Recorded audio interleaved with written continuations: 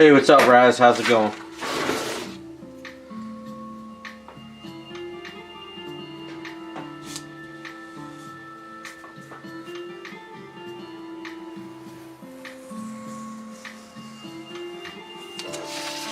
Hey, Terrell.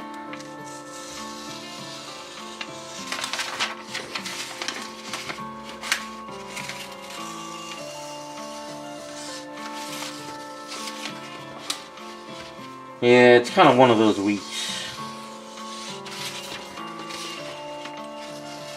Nothing exciting.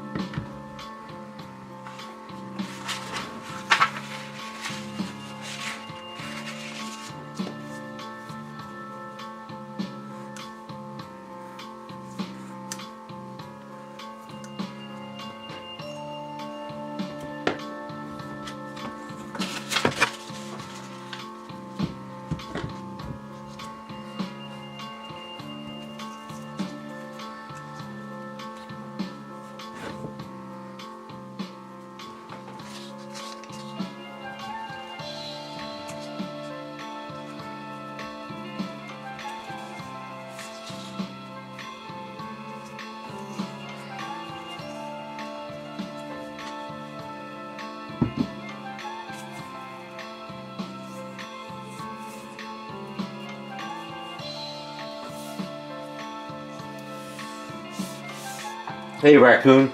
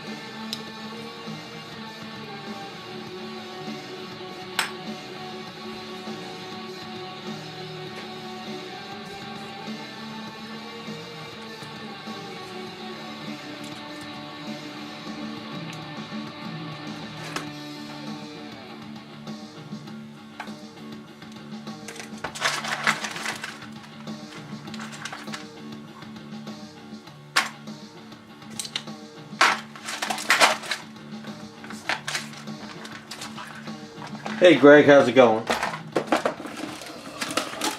I got some tedious stuff to do today, but I'll try to get through it.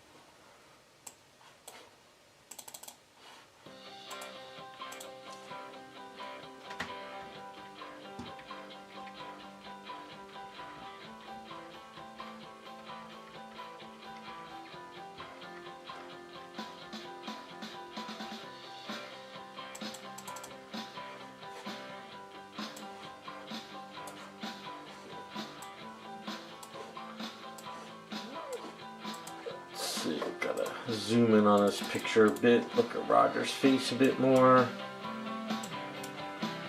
Gotta clean this up a bit. Alright, so his face.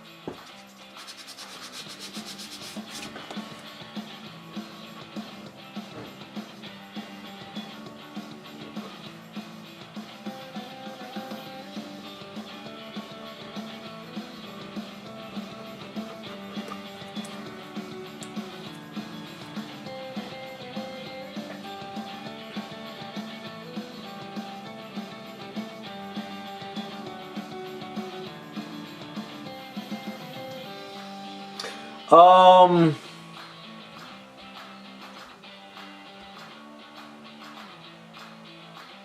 it's fixable. I'm pretty sure it is. I would have to see where it's like chipping. Um,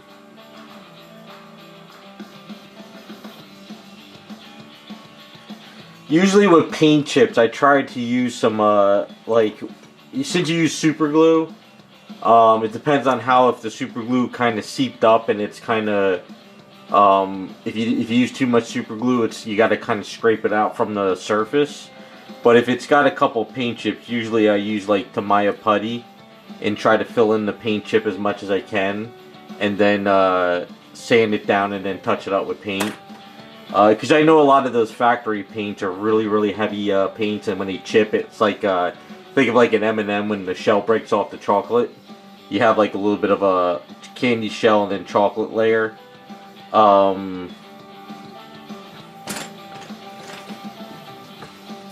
If you want to repair it yourself, I can show you some stuff now. If you want me to repair it, you'd have to send me some pictures, but usually I get like these rubber tools. And so, for instance, let me see if I got to sand down this.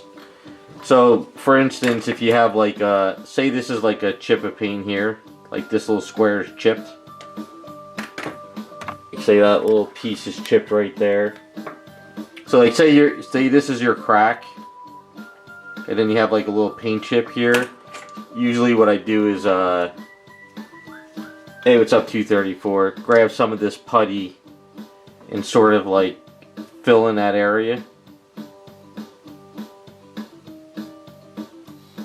Think of like spackling like a wall.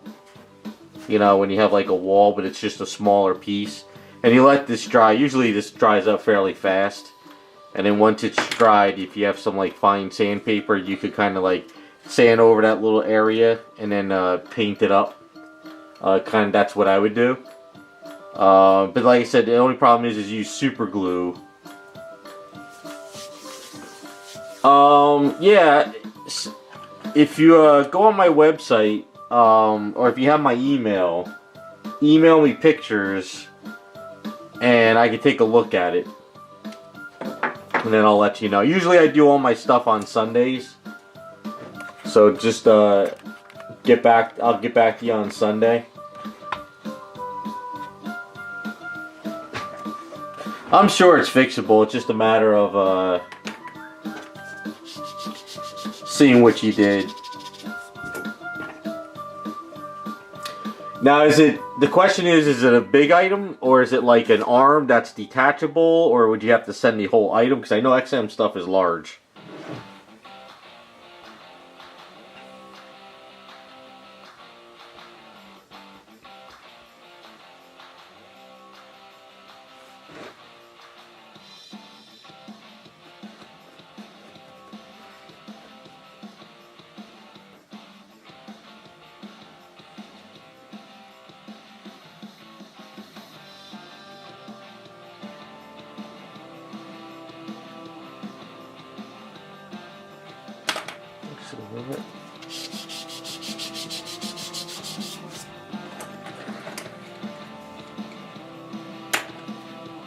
Hey Jacob, kind of not a very productive week. Just tired today. Had to get up early to take my father to another doctor's appointment. Just trying to gain steam.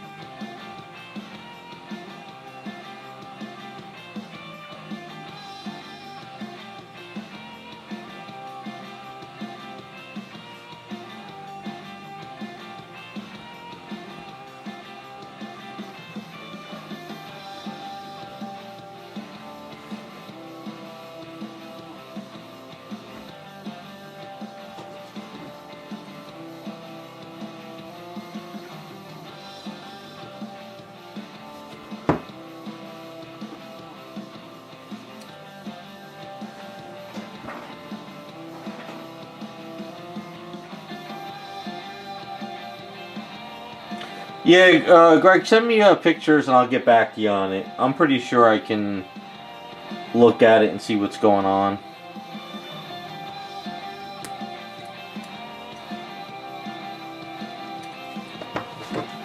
Alright, so this is not perfect. Hey, what's up, Rukin? 234, yeah.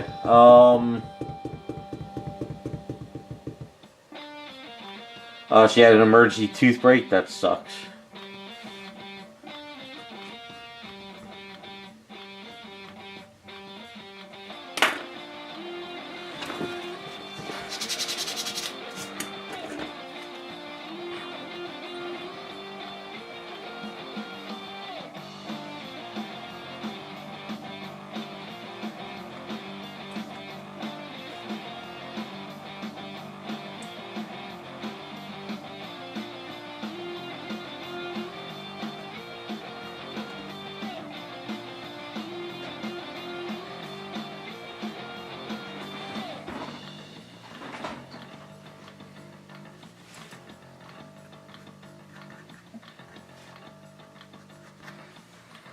Alright, so this is going to be...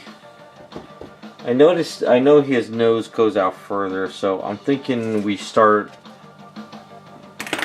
jaggeding edges to make it look like stained glass, so I don't want to make it perfect.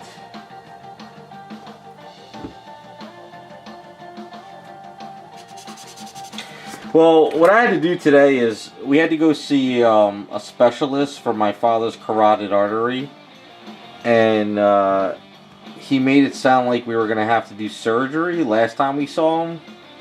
So this time we went and saw him now, and he pretty much said that we have to just keep monitoring it. So, because he's worried about going into the artery and trying to clean it out at his age. So, yeah, I gotta. So we're kind of dealing with that at the moment.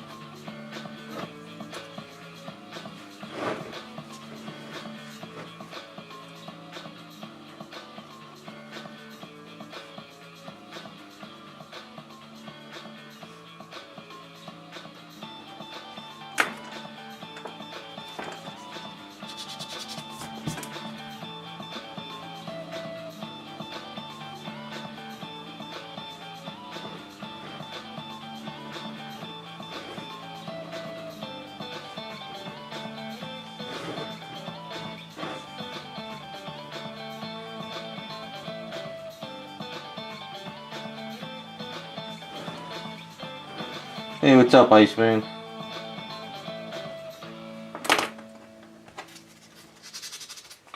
Oh, Jacob, before I'm done with the stream, I printed out some of the Superman symbols. So I just want to put some on her chest to see which one you like. For scale-wise.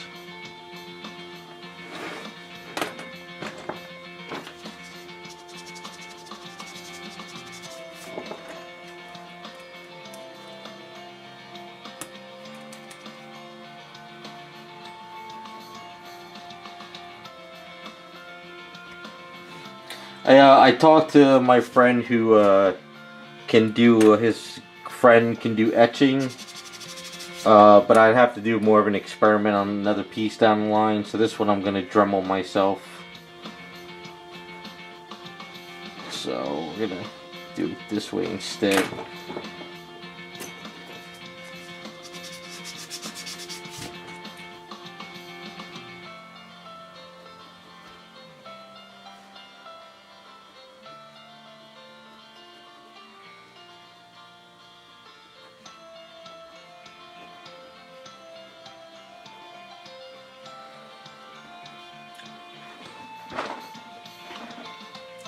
Yeah, I saw the new Supergirl outfit. It's basically, I think they're just trying to mimic the movie design. That's all it really is about.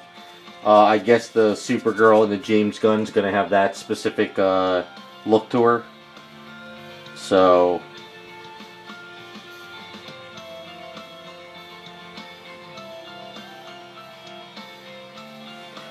which I really don't care. I mean, I've noticed though that DC is slowly going back to the old outfits in a way.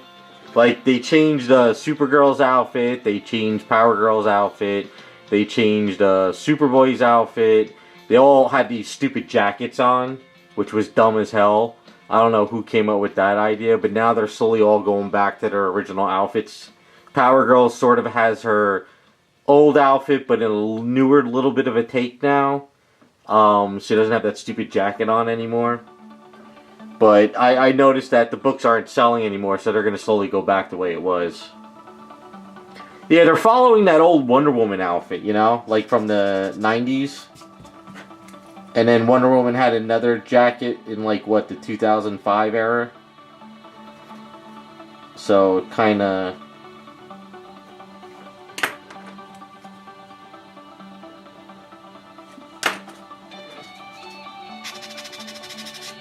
Like, I think sometimes they do these gimmicks to think that stuff's gonna sell, and sadly, I think changing outfits was a bad idea.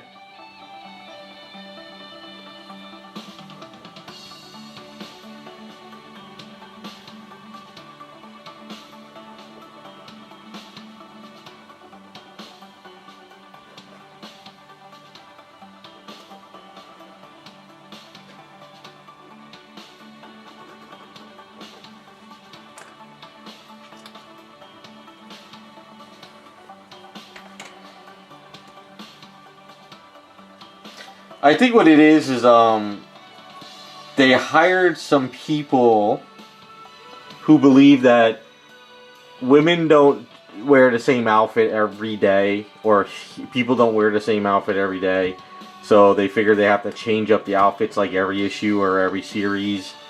It's just a superhero. It's not meant to be realistic, you know? So, I think that's what they're trying to do. I think it was that one Marvel female writer, I forgot her name. She bitched about how women don't wear the same outfits every day. It's like, it's a comic book. It's, you know...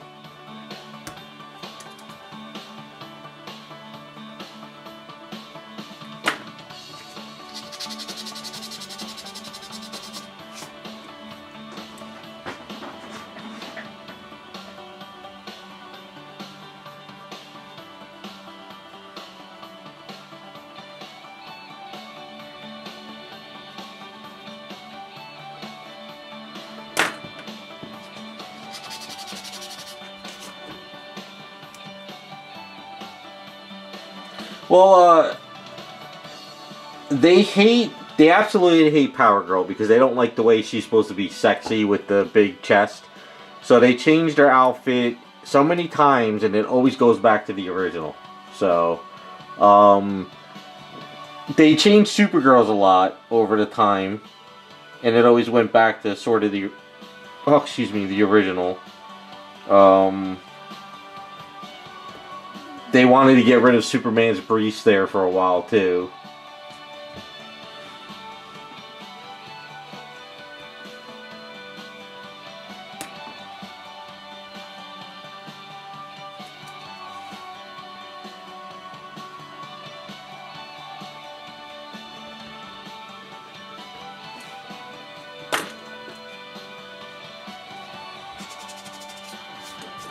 But I mean, I didn't mind the new Supergirl outfit. It's definitely still closer to her classic, but it's gonna look exactly like the girl from the movie, so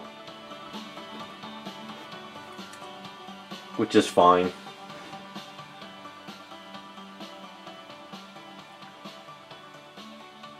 Well, look at the Captain Marvel series. They changed the... Not only did her series fail like 4 or 5 times, they changed the outfit every damn time. Now she's wearing like a marching band's outfit. Like that's the new thing. I don't know.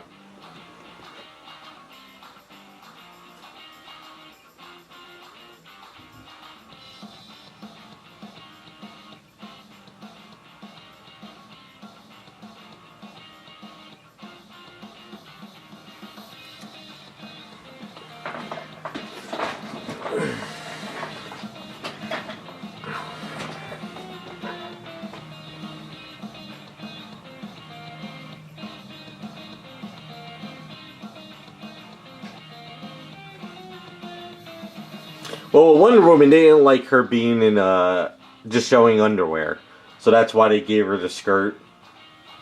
Because it was too sexualized, I guess, at that one point in time.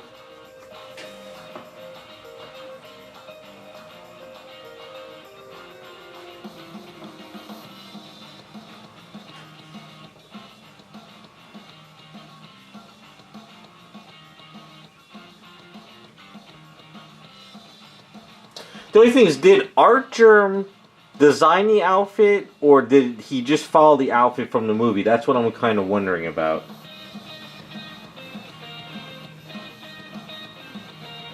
Cause I saw his post, and he made it seem like he was the one who designed it.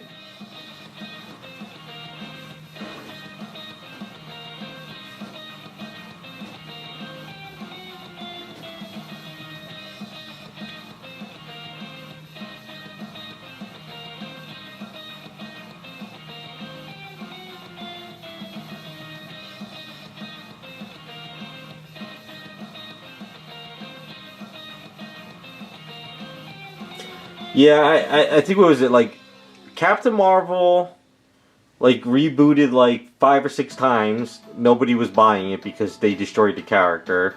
Then also like Miss Marvel, didn't they reboot that like 12 times and nobody was buying the book, but the editor in chief kept pushing the character, something like that.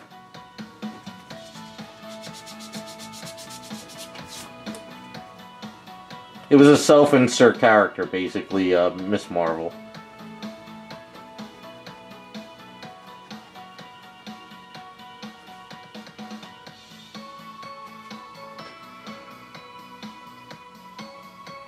Most of these characters have become self-inserts by some of these artists.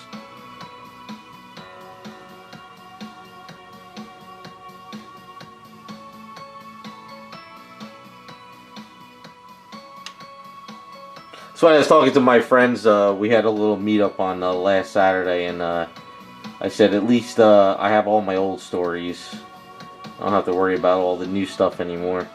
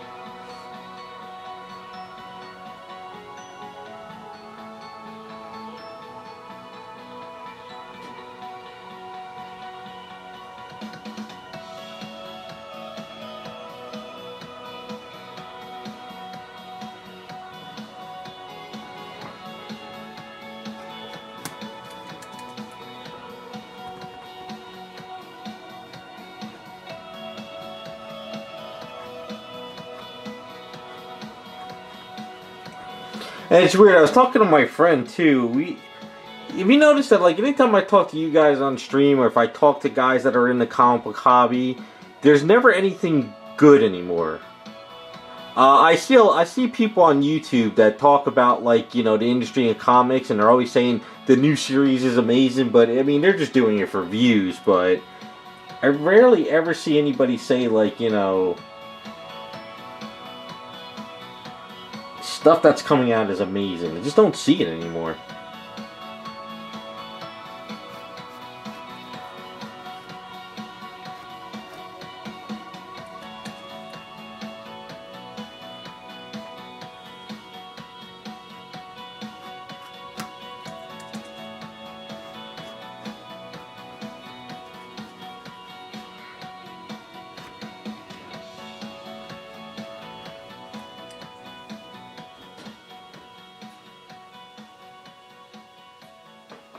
Well, I think what they did with the Wonder Woman movie was fine. You know, they didn't. I understood they hid the underwear area with the skirt, which was fine, but they at least kept the top half of it normal, so that was okay.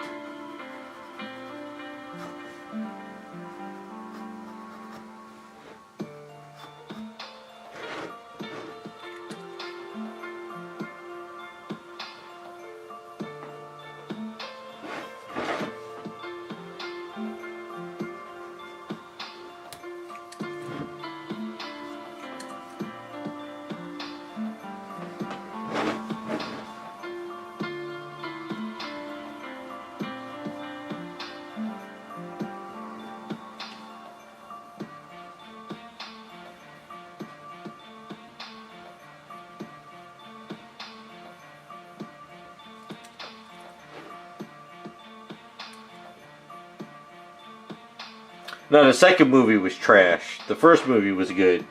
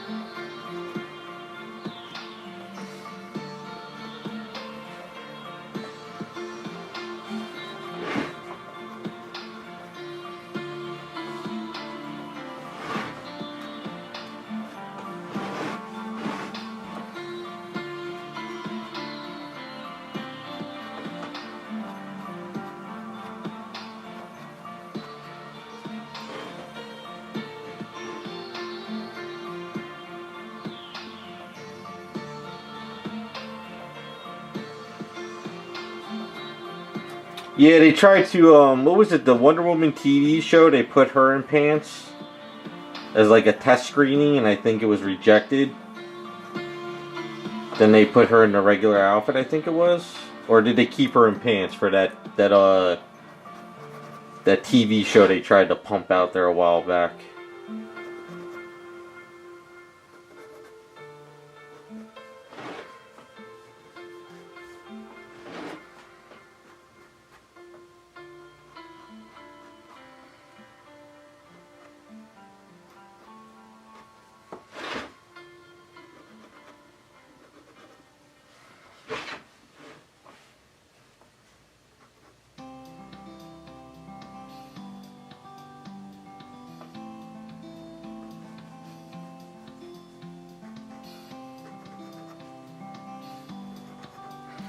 Problem with DC is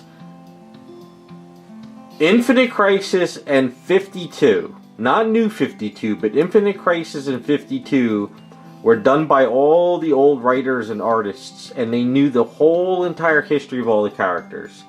And if you read Infinite Crisis and then you read 52 leading to New 52, it was so well done. It had a lot of history. It knew all the characters. It knew their personalities. There was a lot of information. But when they created New 52, that's when they were trying to reboot everything, you know, and make it modernized and stuff, which didn't really work out. And then after New 52, I don't know what the hell happened. I think that's when they got all the activist writers to come in. And everybody was pushing the agenda instead of just writing stories. Because a lot of these new writers, they don't know the history of characters.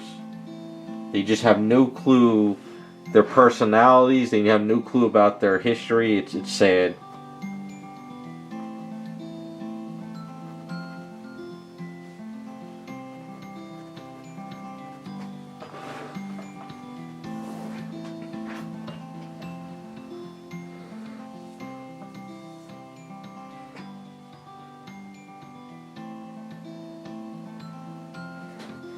Well, if you watch that Wonder Woman trailer, I guess, or the pilot episode, it was pretty bad. There's no way that was ever gonna work. Plus, the actress that played Wonder Woman is really short. She's not that tall. So they had to do a lot of camera angles to make it look like she was taller than what she was.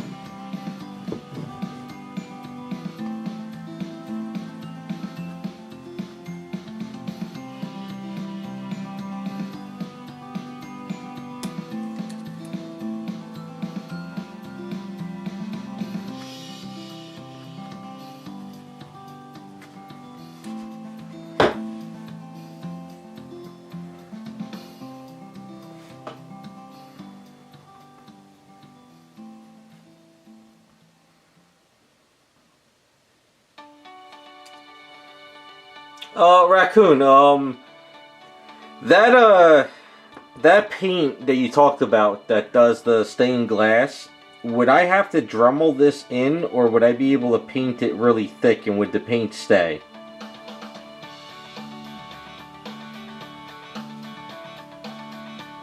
If you remember.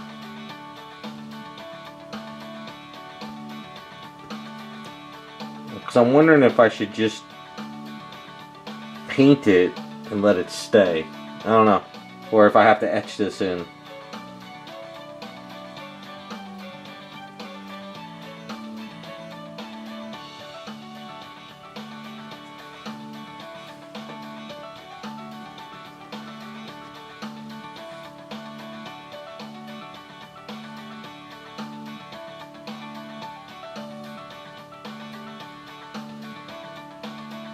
Yeah, she was good in that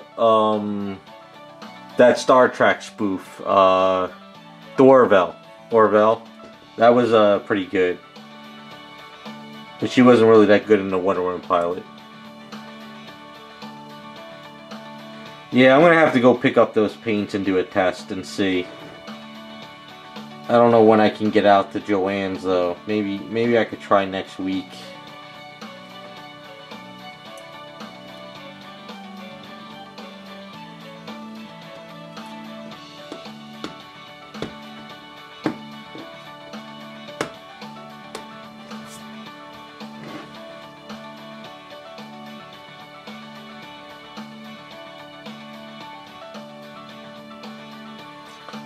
Yeah, I'm wondering if I can sit there and put like a thin line going across with the paint, and if it stays thick, leave it alone, let it dry, and then fill it in.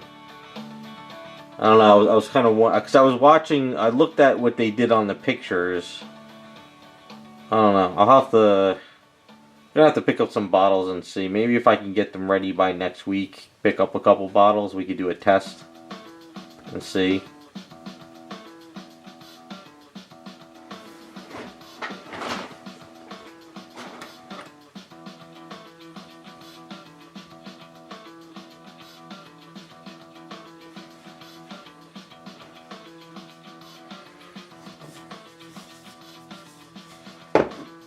I mean, I got some time before I do the base. Was kind of curious.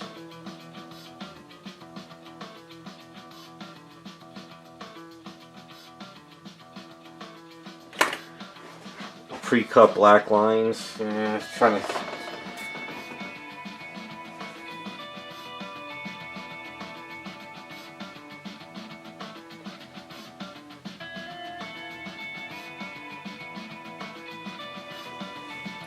I mean, what I could do is, I could just get my Dremel tool and I could just do, like, really rough Dremel lines going around, you know?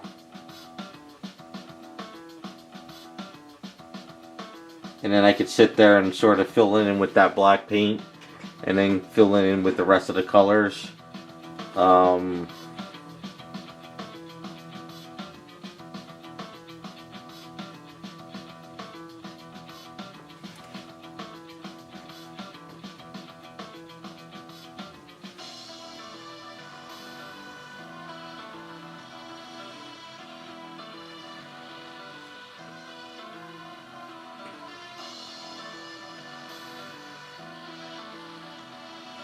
The only other thing is her foot's going to hit this area here. And then the other foot's going to be here. I think this is going to be one of those sort of do the stained glass but make it messy base at the same time. So I don't think it's going to be super perfect. But we'll see. We shall see.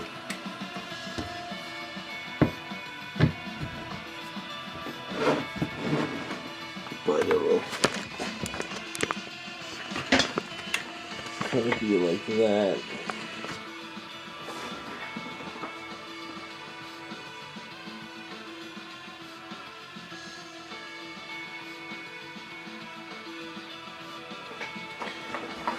No, decal, nah. I mean, he probably could, but I'd rather do the stained glass thing and see how it works out. Try something new. You got me interested in it, that's why, you know? And that's why I like to do these streams and stuff, kind of test out new paints and everything and kind of experiment. So I figured might as well see how it works out. It might, you know, it might be messy and it might be a mistake, but it might look cool. Or it might look like complete dog shit. I don't know. We'll see what happens.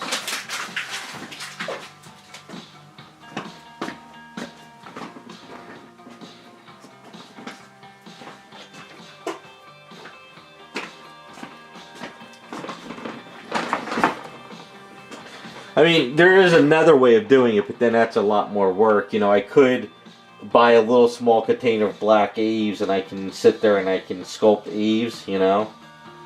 Or I can actually sculpt regular Aves and make lines, sand it down a bit, and then paint it black and then just fill it in.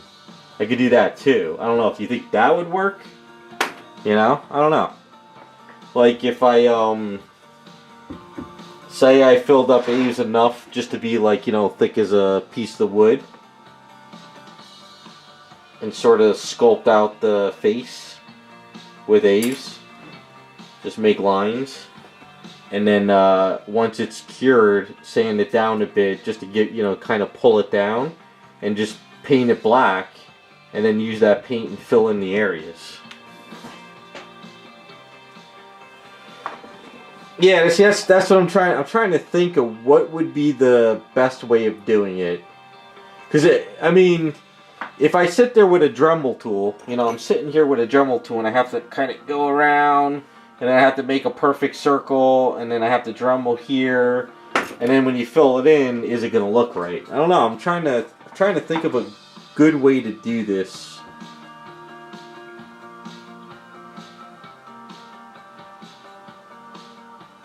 I mean, I would love to just hand it off to the person and have them etch it and I'm done, but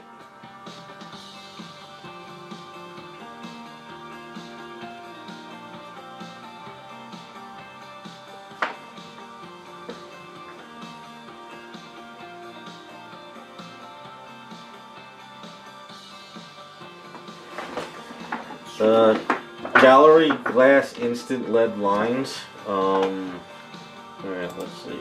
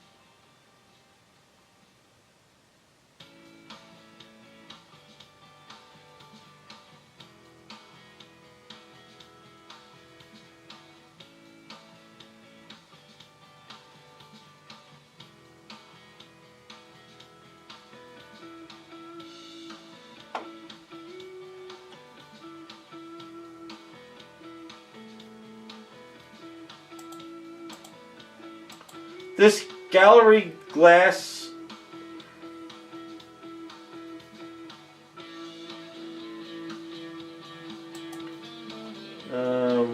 but that's real lead though, right?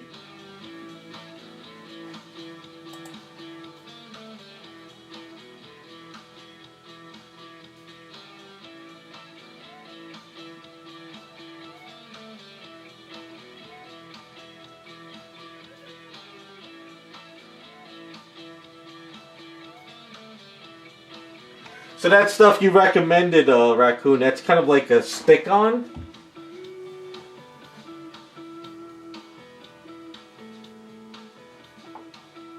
It says, constructed from high-quality silica gel that is durable for stained glass work and resists corrosion.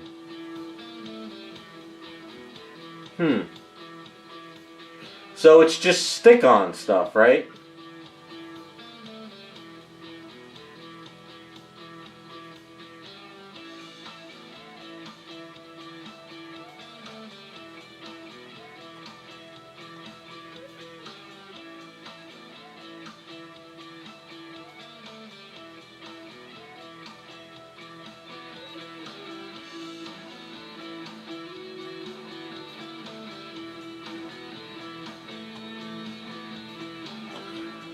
Alright, so all I would do is sort of buy these strips and then just take the strip and just kind of put it around and then afterwards fill it in with paint.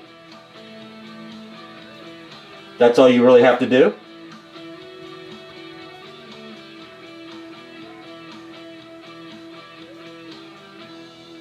I guess we should try that then.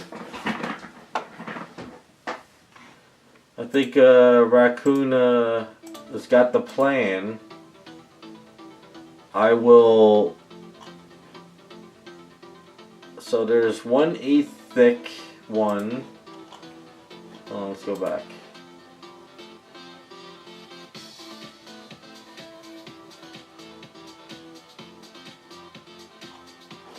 Let me save this in my card.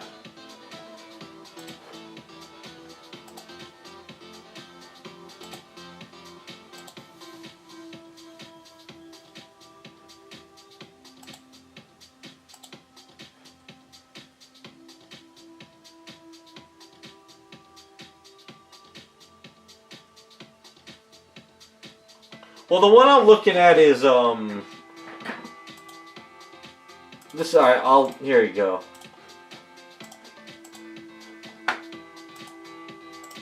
This is what I found. Is this right or is this wrong?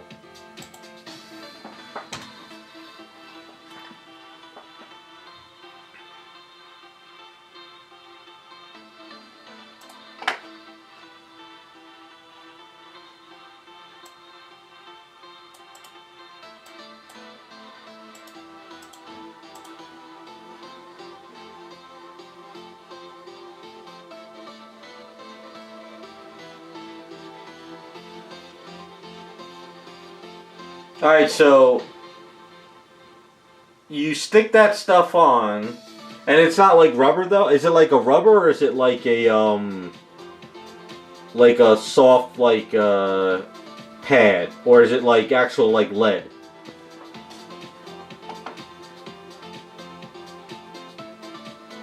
I'm just trying to gauge an idea of what I need to get.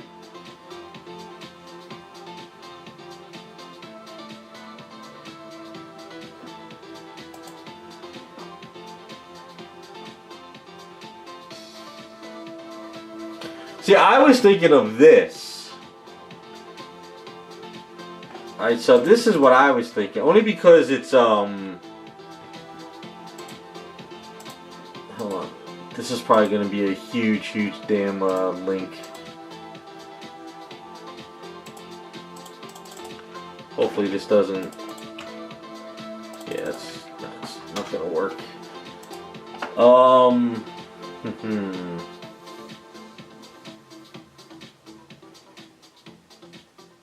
This is what I'm thinking. Hold on. Bear with me a second.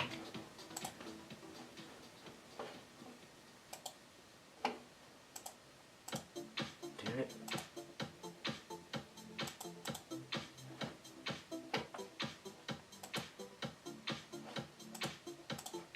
I hate these Amazon links. They're like friggin' an essay. Let me see if you guys can see this. Nope, it's not gonna let me do it. Too big. Alright, so there's this stuff called Gallery Glass Liquid Leading. It's 8 fluid ounces, and you squeeze it out of the bottle.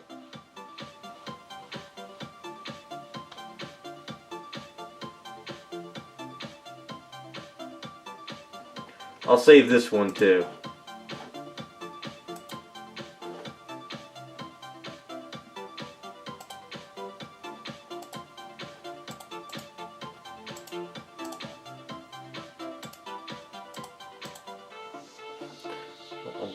I'm gonna, hold on. There we go. So this is what I was thinking. Can you guys see that picture? It's on Amazon. So they have a squeeze bottle thing.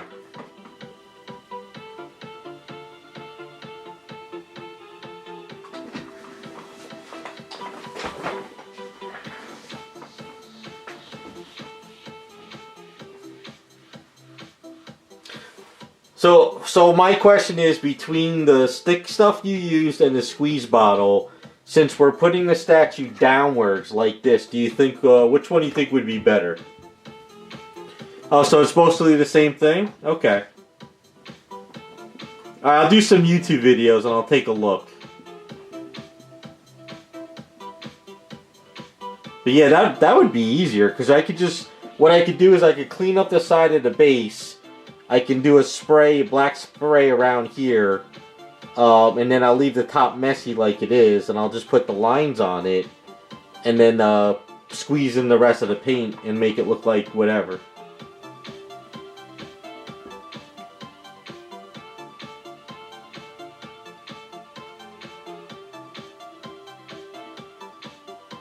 Alright, I'm going to save both of these on my Amazon. And then I'll figure out which one I want to pick up.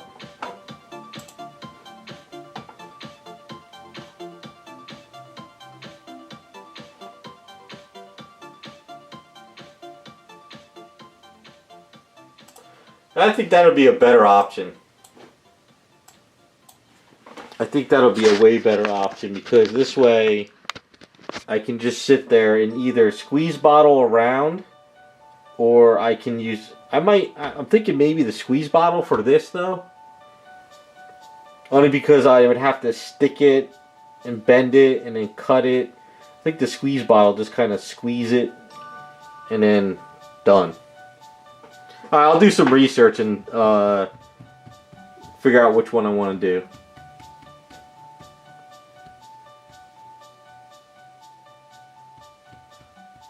Well, I don't want it to be thin, though. I like the thickness of that picture, because I want it to be a thicker black line. I don't want them to be thin. This is just me drawing it for now. See, the reason why I like the liquid out of the bottle is because, you know, I could just sit there with the bottle and I can squeeze it and just kind of go around.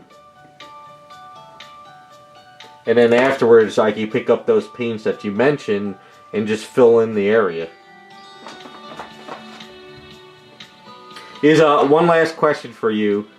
If you remember, those paints that you got in the bottle, are they translucent or are they pretty thick color? Because if they're translucent, we would see some of the messiness here, which I don't really care, but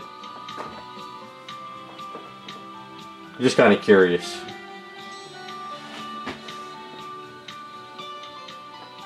I don't know, but I like the squeeze bottle idea. But I think if it was more of a simpler lines, those lines things might be better. Translucent? Okay.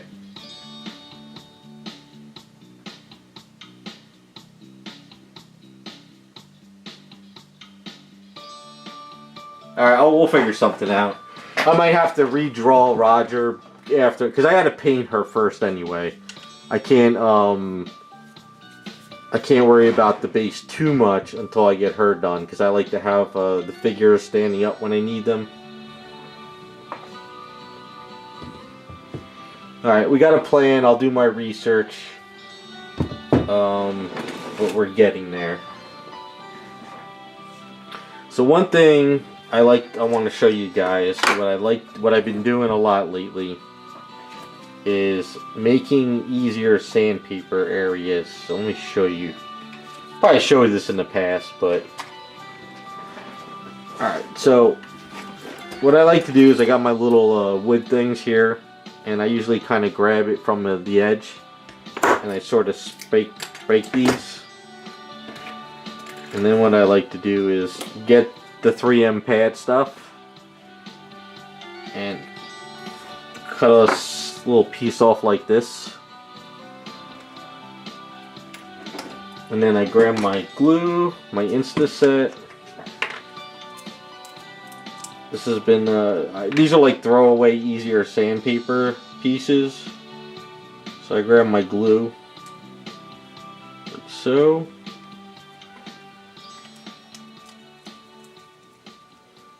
And then I take it and I put this on here like this, push it down,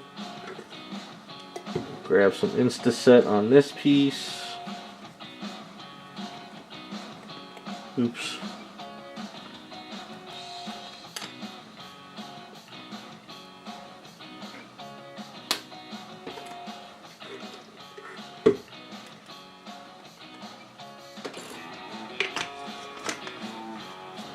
And then I make these little sandpaper tool things, so this way it becomes a little bit easier to get in here.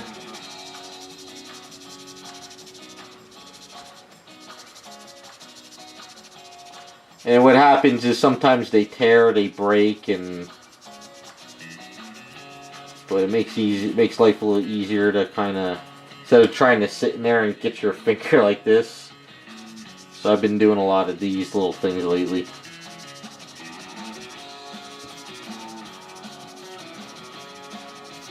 I forgot to sand this one down. I was working on a police officer this week. I completely forgot to work on this one.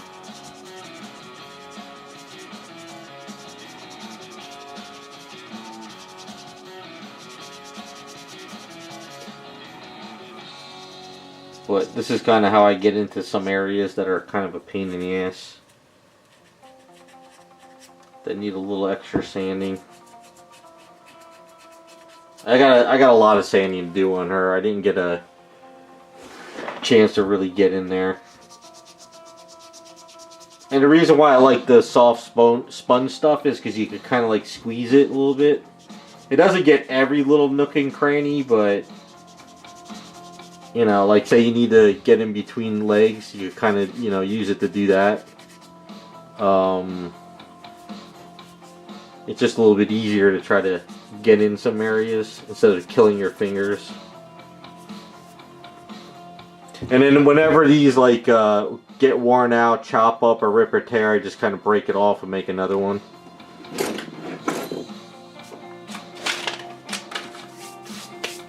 But yeah, I didn't sand any of this. I did a lot of putty work. So I did a bunch of putty work on her face and some putty work around areas like here. I was going in with the glasses and stuff, and I just didn't get a chance to clean everything. So I got a lot more cleaning to do on her, but I'm hoping to really get this fine-tuned a bit. But I did get her hands nice and smoothed out and cleaned up the other day, so I got to put wrinkles. So we got to add some wrinkles there.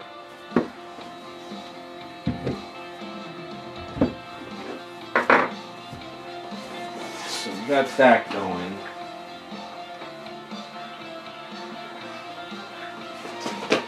Alright, now for the cut, we got to do her back of her hair.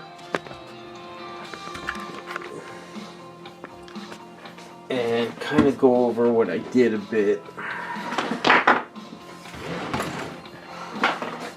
Alright, so I went ahead and I did clean her up a lot.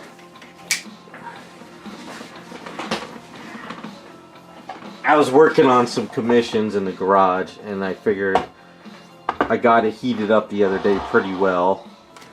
So I at least get her cleaned up. So I did a lot of sanding on her hair. I got a lot of sanding done up around there. I made one of these tools and I got in there and kind of cleaned up. I got some other areas to clean up, like, you know, I have to get underneath here, clean like this area a lot. really smooth out. You can sort of start to see, like once you sand it, you can see like the roughness there a little bit. So it needs to be cleaned up. But I just sanded down, I cleaned up some edges, a little bit of a mess up surrounding here I gotta fix, but I want to fix the back of her hair because her hair usually comes up around and kind of swoops around like normal. So we're gonna work on that now. And I was working on Roger's arm, and of course when I got here I was sanding it down, but there was like a blob of glue and it was screwing everything up, so I just dremeled out that glue. So throw a little bit of A's in there. Other than that, it's kind of hard to see, but this area here needs to be toned down. It's got too much of an angle, a little bit there. I just got to keep cleaning it up. I got to order earrings, which I'm going to do this weekend. But we also have to do the earring on the Star Trek girl too. And I got to add lines. So one thing I need to do too as well is we have to add lines here.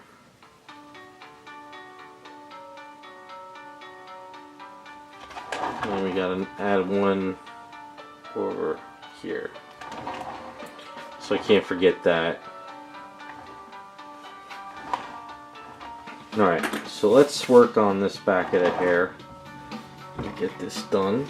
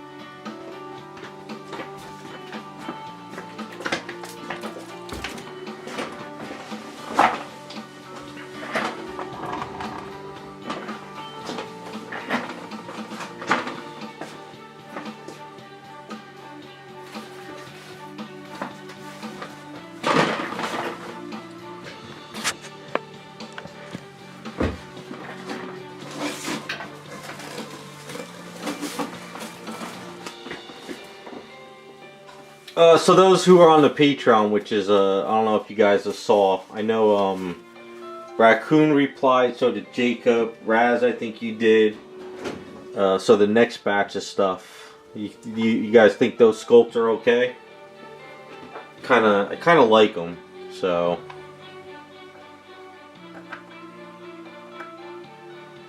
Just kinda toying with the ideas on that stuff. Long hand. Nope, that's the right hand. What am I talking about? Wrong statue, though.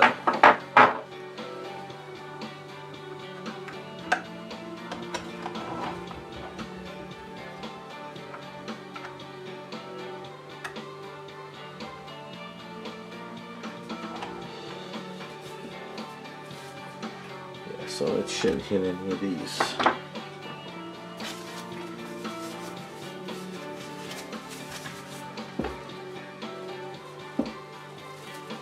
Well,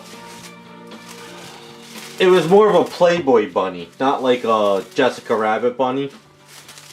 That was the idea with them. That's the only reason why I suggested it. Yeah, that poison is a really nice sculpt. And I figured that could kind of be turned into almost anyone. I like that poison sculpt just for myself that I might use for like a personal custom down the line. I just might change the head though. I'm not a fan of the head. But if I was to like have Raz print it out for us again, we could pull a head from another file and he could print it in scale, you know.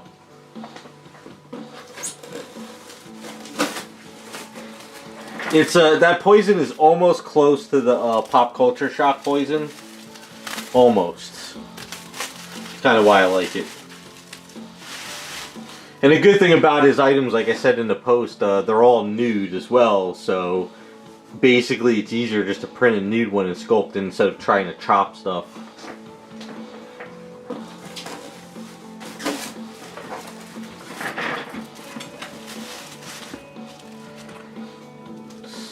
Sand that down a bit.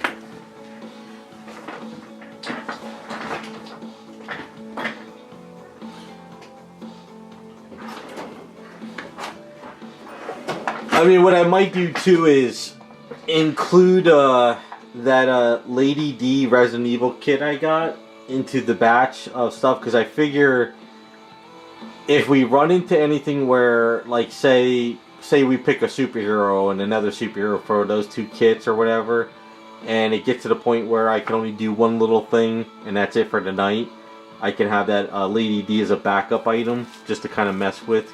So I might just use that for something just to sell off. So it's kind of another thing I'm thinking of.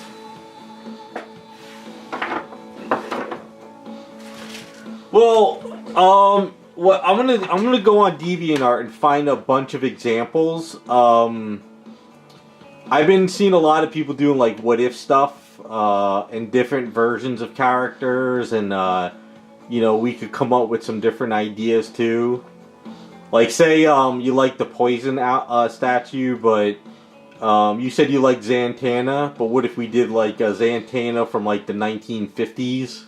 You know, maybe look up some like old 1950s, you know, type of outfits, or you know, 60s version of Wonder Woman. I don't know, like I could kind of come up with some ideas that we could do, like what ifs.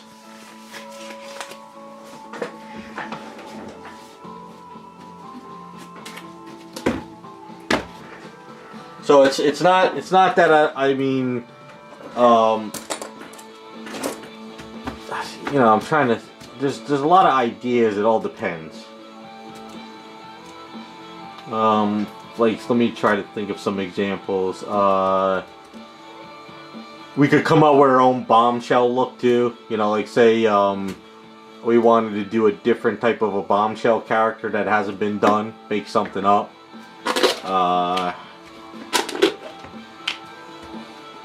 I don't know. Come up with some ideas. I'll think about some stuff.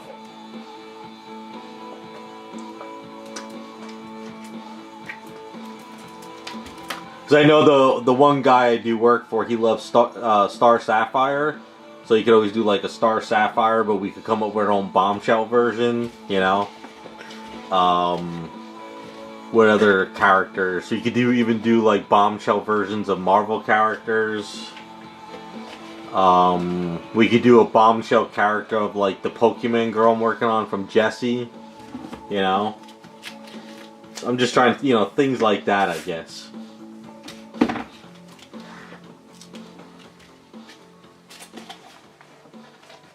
Crap, I need to order more Aves. Down to only a little bit left.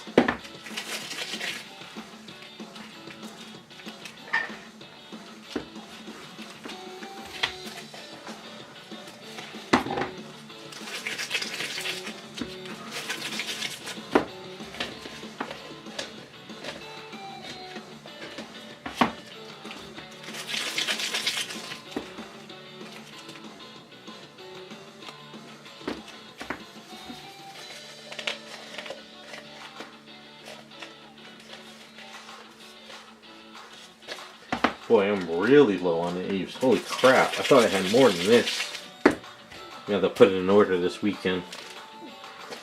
I wonder if there's any coupons out there yet.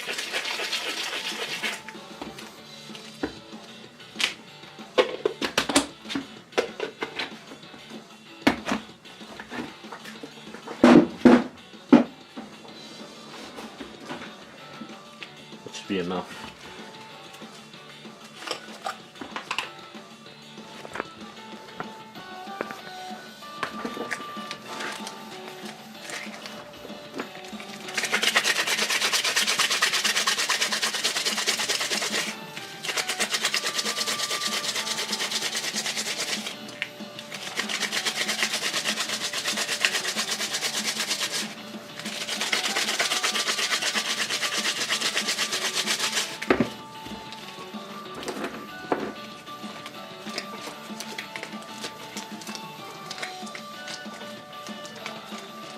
Also with that, whatchamacallit,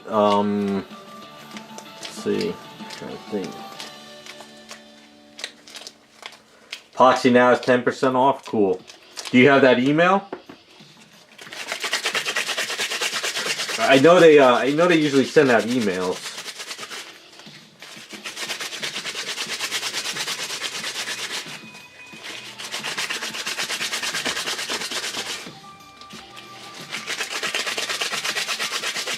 Is that for the month? Because usually they have like a 10% off every month, I think. I'm gonna copy and paste that now or email it to myself.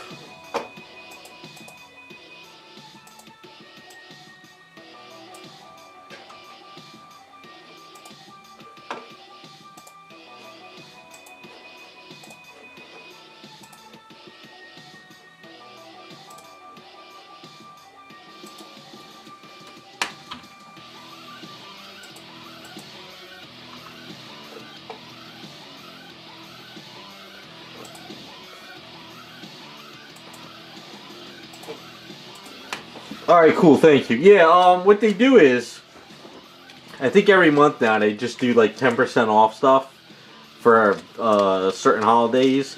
But all it really is, it's like free shipping. Well, it's better than, you know, paying for shipping.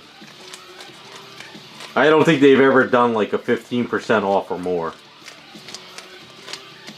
Even on Black Friday and stuff, I don't think they do anything like that. I'll probably have to order another kit of Eves and then fix it, and then also another container of solvent. Did a lot of custom work this past month, so I think that's why I burned it all.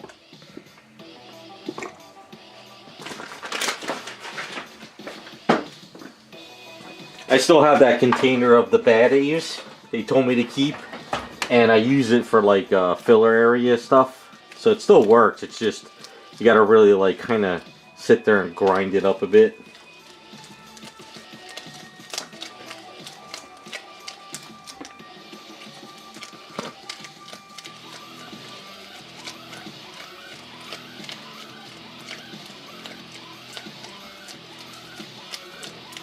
Yeah, from what I understand, when you buy from Amazon, unless it ships directly from Aves, I think certain companies, and Aves might do it too, they might send out some supplies to Amazon, and it sits in the Amazon warehouse, and then when it sells, they sell it for them. So yeah, because my friend told me when you buy on Amazon, you have to see who's shipping it. So I'd rather just order directly from Aves, because this way I know it's either fresh, and I also know that if there is a mess up, I can call them up and say, hey, there's a problem with these Aves, and they'll work with me on it. If I don't have to order from Amazon, I won't. When it comes to stuff like this.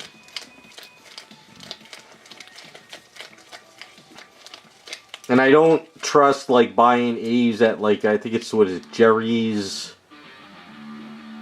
Outlet I go to. I think it's called Jerry's Outlet, not Autorama. Jerry's Outlet.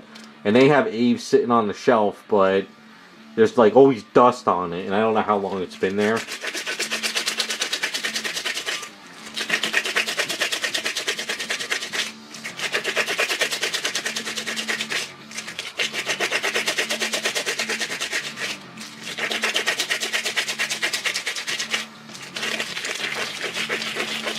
Plus, when I order from Aves, they get it out like the next day.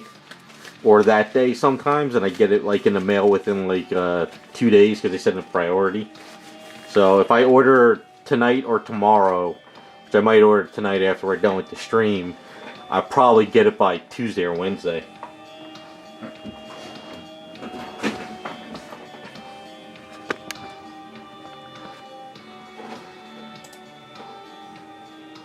So, let me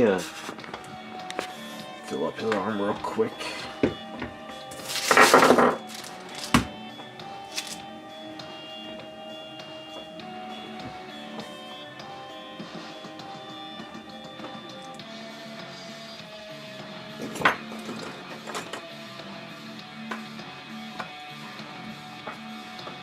I don't know, do you guys only order from Amazon for your supplies, like with Aves, or do you order from, or do you guys even order?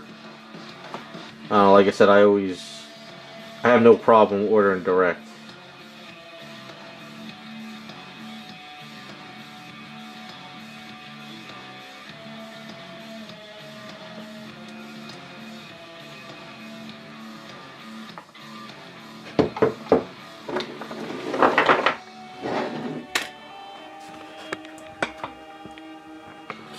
Where's my big brush?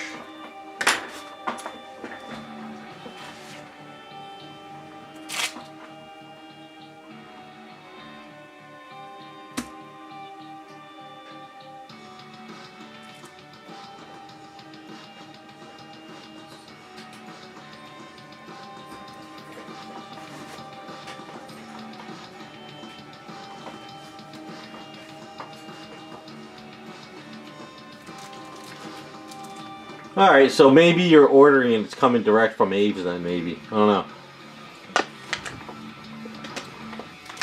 But then again, I like to order the red if Amazon doesn't have it, then... But the red's always on sale on their site.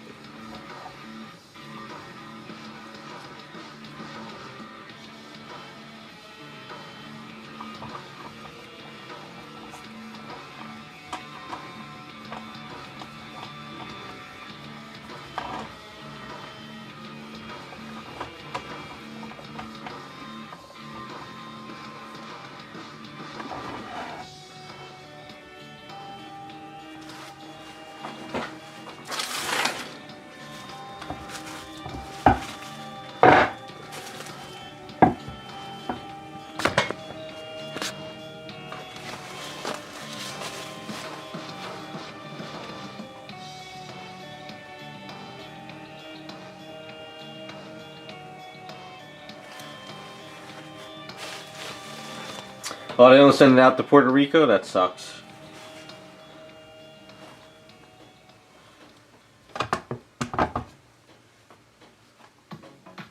Am I losing my mind? Oh, I'll put it over here.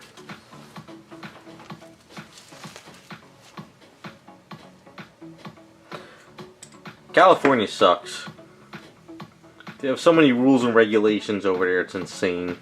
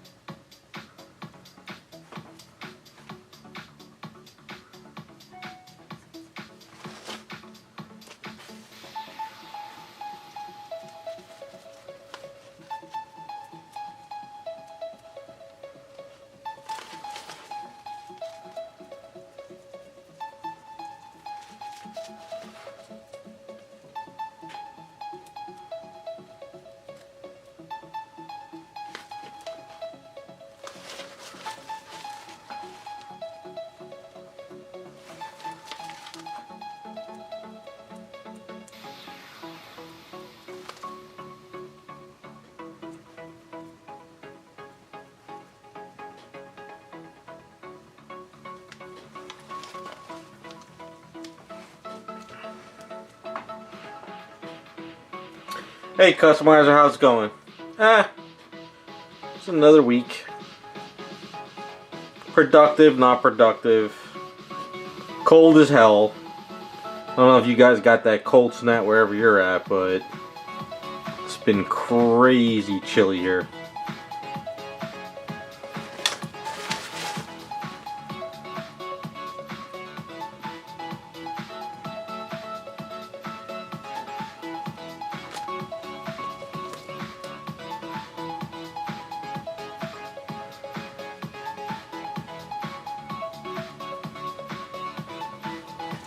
Yeah, we were supposed to get like some kind of crazy snowstorm, but that never happened. But we got this crazy cold snap that came in, and like today, I got up at like 6:30, got ready, went out, got a cup of coffee, and it was like, I don't know, it was like, felt like it was like 10 out this morning. And by the time I went and picked up my father, it was like 22, but it still felt like 10. It's crazy.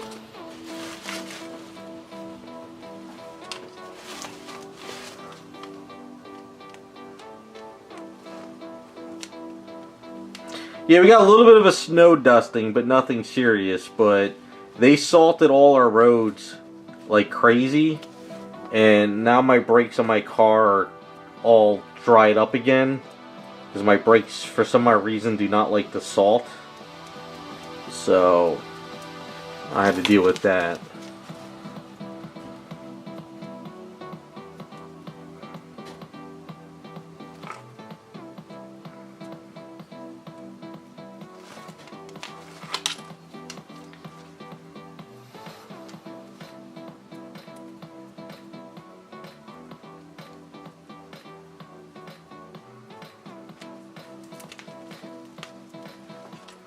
Well, I don't mind it dusting of snow, but like my friend said that they were saying that we were gonna get like 15 inches of snow or something, but it never happened, so that's good.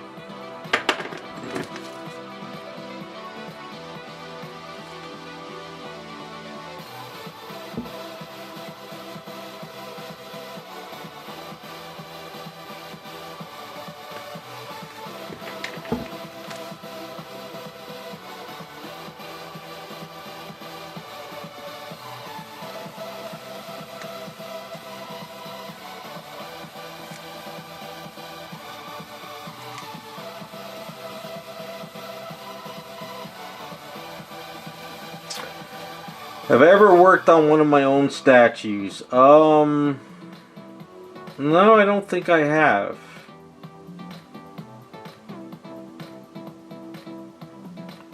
I don't. I've repaired some older statues. I did, and then it changed hands some for people, and then I guess it got damaged, and somebody asked me to repair it. I forgot which one that was. But I tend not to really mess with my older statues. I kind of like leave it as is. And if I'm going to do I don't like to improve on it, I guess. I'd rather start from scratch and do another one. If that makes any sense.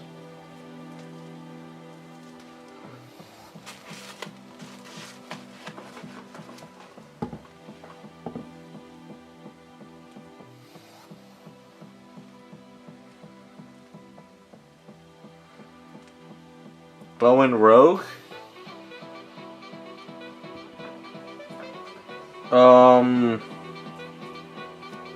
Well, that wasn't mine. That was somebody that, that was the one that was lost in the mail. Is that the one you're talking about?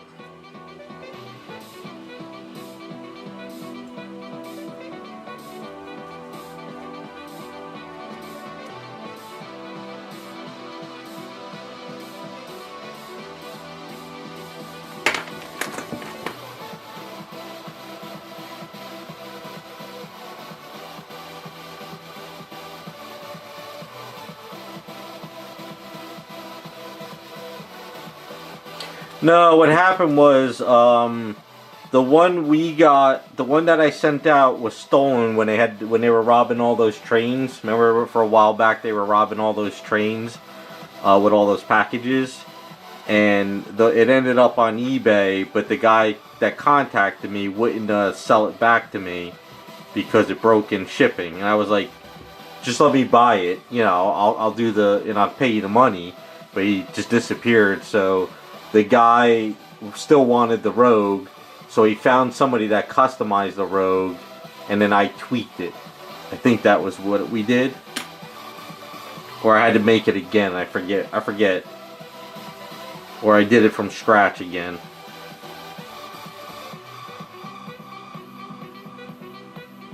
Something like that.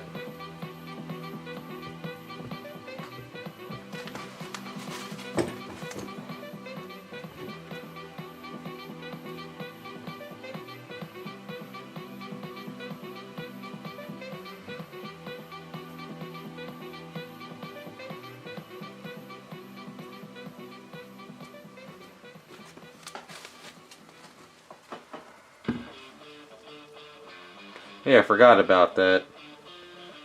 It was the weirdest thing. The guy, it's like, hey, I bought this Rogue off of eBay, but it's not the one I wanted. I'm like, that's the one that was stolen or missing or blah, blah, blah. I'm like, yeah, my client really wants it, and never got back to me.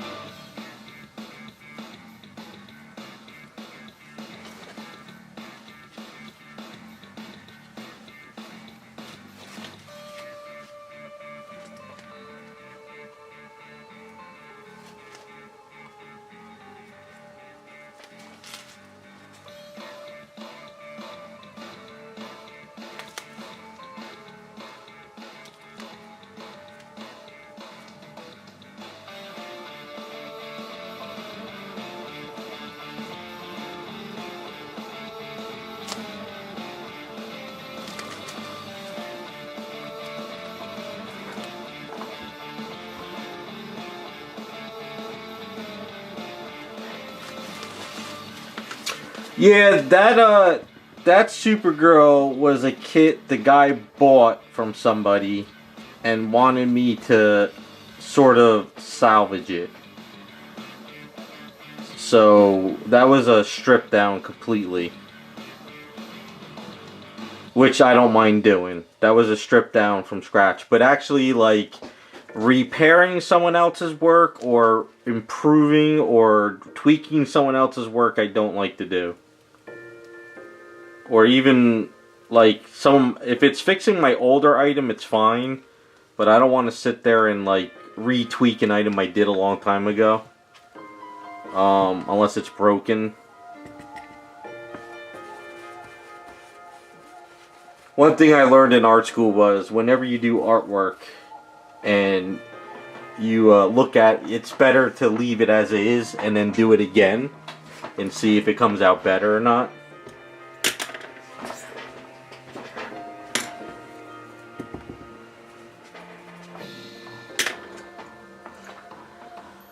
Yeah, you'd be surprised. I get a lot of people asking me to fix up somebody else's paintwork or fix somebody's broken, damaged, or, you know, and I just tell people I just don't touch other people's work. It's like, to me, it's like if you got a Jim Lee drawing and there was a smudge on it, but you asked somebody else to fix it, you know, instead of trying to get Jim Lee to fix it again or something. I don't know. It's kind of just, I don't know, I don't like touching other people's stuff. Plus, a lot of people get butt hurt in the hobby, too, if you kind of do something to their statue. even if it's, I don't know. There's a, it's better just to stay away, I guess.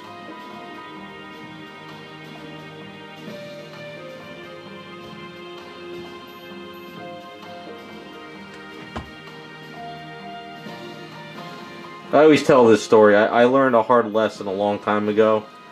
Somebody wanted me to fix somebody else's statue because it broke. It wasn't the sculptor or the person's fault. It was just that somebody dropped the statue. And then they wanted me to repair it. I was like, yeah, sure. But as I was repairing it, the arm fell off, the leg fell off, and I had to do all over again, kind of. So I just don't know how people build their items, so I don't like to touch their items.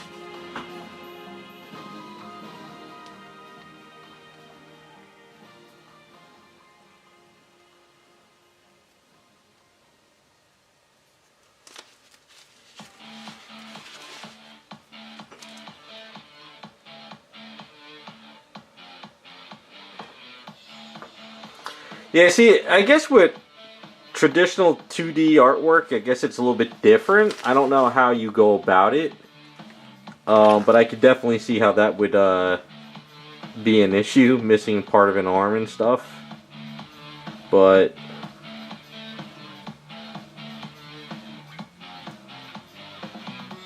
yeah, I forget who it was, and even if I did, I wouldn't say their names.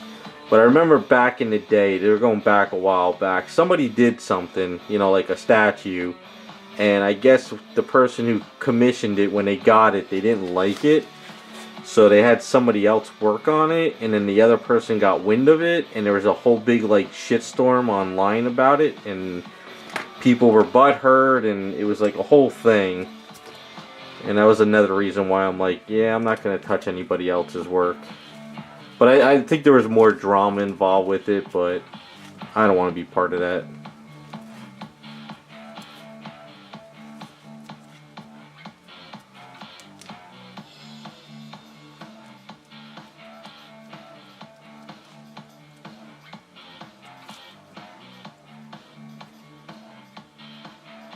We're in a collector's community, so there's bound to be a lot of drama.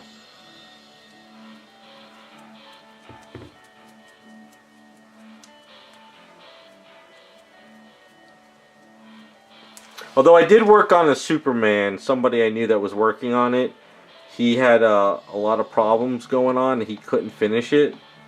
So the guy that commissioned him, they both reached out to me to ask me if I could finish it. So that's what I said, not a problem, because I was trying to help them both out, and they both understood that, you know, I'm going to do things a little bit different, which was fine. So something like that I don't mind. So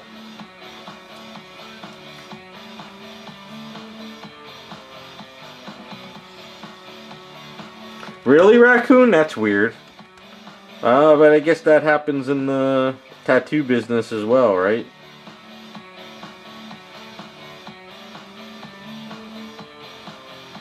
See, I wouldn't really flip out. Like, if I did these Jessica Rabbits and whoever ends up in their hands, they wanted to retweak it, at the end of the day, I don't care. It's not going to hurt me. Like, I look at it this way. I did it the way I did it, and if I got paid to do it, then it's your item, you do what you want. You know what I'm saying? So if you got the item and you wanted to repaint the outfit, or you didn't like the way Roger sat on the base and you wanted to put a different one, I wouldn't really care, you know?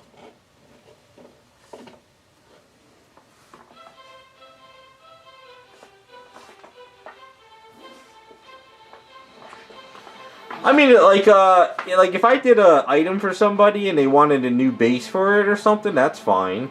I mean, I don't mind going back to an item if somebody wanted me to. I've repaired a couple items that people have done, but I don't know. I guess it depends on this. It's all case by case, really. At the end of the day.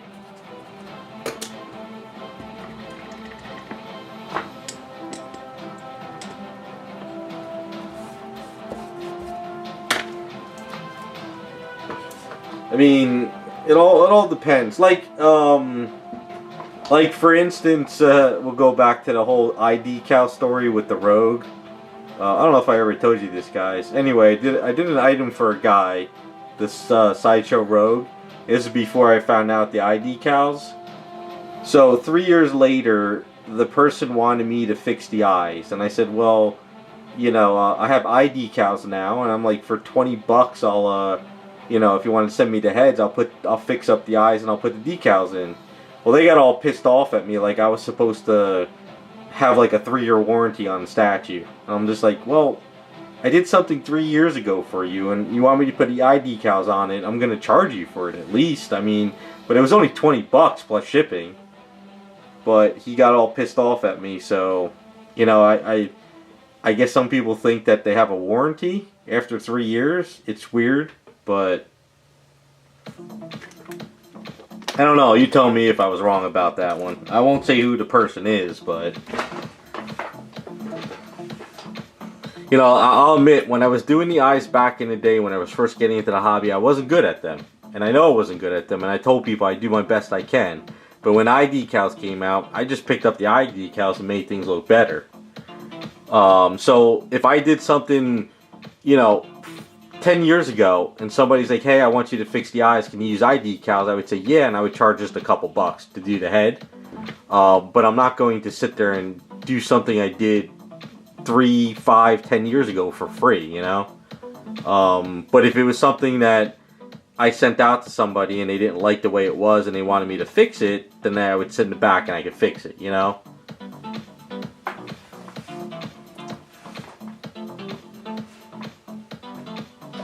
Yeah, so I guess it all depends on what people want. Like, say I did a Power Girl 10 years ago, right? And somebody says, hey, I bought your Power Girl, but I would like you to give it a fresh paint and maybe re-customize it. Then I would say, yeah, okay, you know, I say, okay, well, I'm going to have to charge you this amount, this, and that. And then if it's agreed upon, yeah. But just because I did an item for you or something, I'm not going to redo it for free. So, like I said, it's all case by case. I guess I just see how it goes. But yeah, that's one of my weirdest stories. And I was getting called a scammer from this person because this is what they told me. They were selling the Rogue to somebody, but the guy didn't like the way the eyes were painted and claimed that I don't believe that Vince Vale was the one who did these eyes. So he was trying to get me to redo the eyes so he can sell the Rogue. And I just flat out told him, like, 20 bucks. Just send it to me, $20, I'll redo the eyes and I'll ship it back to you and we're done. But he wasn't having it. So I was called a scammer because of that. He tried to put me on the scammer list on like Facebook groups or something, and people were asking me what the hell was going on.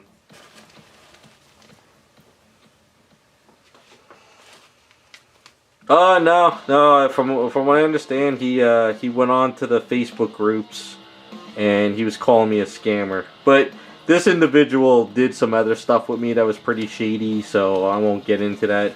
That's more of like a barbecue story, so if I ever met you at a barbecue and you wanted to hear the story, you can ask me. Or maybe one day when I'm old and gray and I'm not doing statues anymore, I'll make a YouTube video of all the drama for the past couple years. Name names and stuff, and then I'll kick the bucket.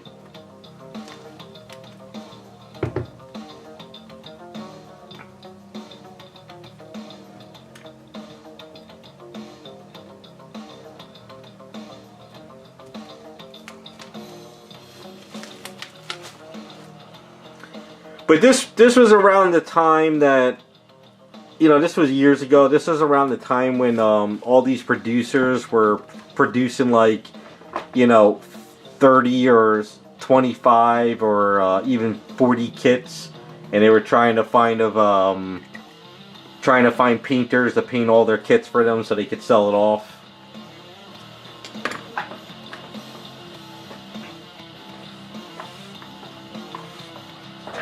Yeah, and like I said, I think I might have mentioned it back in the day. It was also around the time somebody contacted me and they were like, I'm producing 25 of these kits and I want you to paint them. And I was like, well, per kit this is what it's going to cost.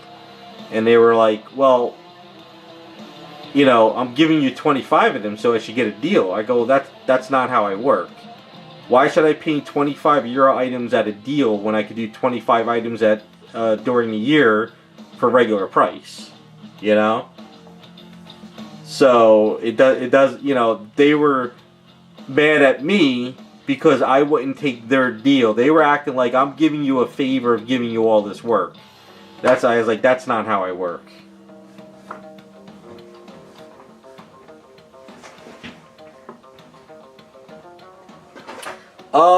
I don't think anybody copied this slave. I think somebody did a Slave Leia kit or a statue.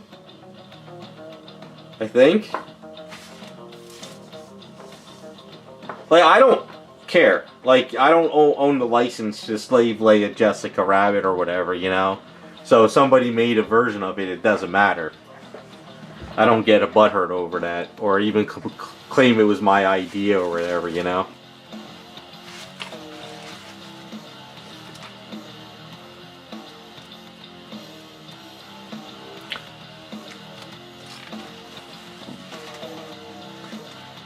Yeah, Rukin, that's one of the things I learned in art school. They said that you will probably come across people who are be like, you know, oh, you know, I want to hire you, but I'm going to give you this much work, so I'm going to pay you at a discount. And then one of my freelance professors in art school was like, you never take those kind of jobs because, you know, unless you're starving for work and you're not getting any work and you're living on like rice, it's a different story. But if you're getting steady work, you don't take on a job just for, you know, a discount.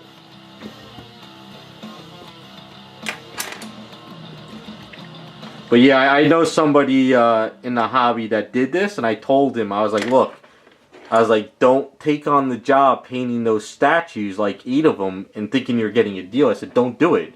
You're going to run into trouble.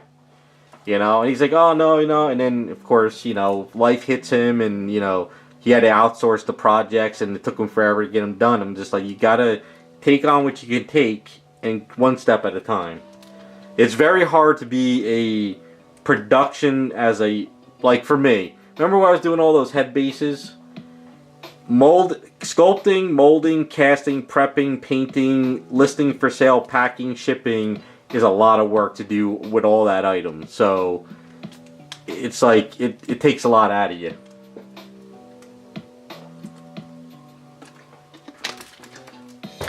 So that's kind of why I like to do the one-of-a-kind stuff and everything.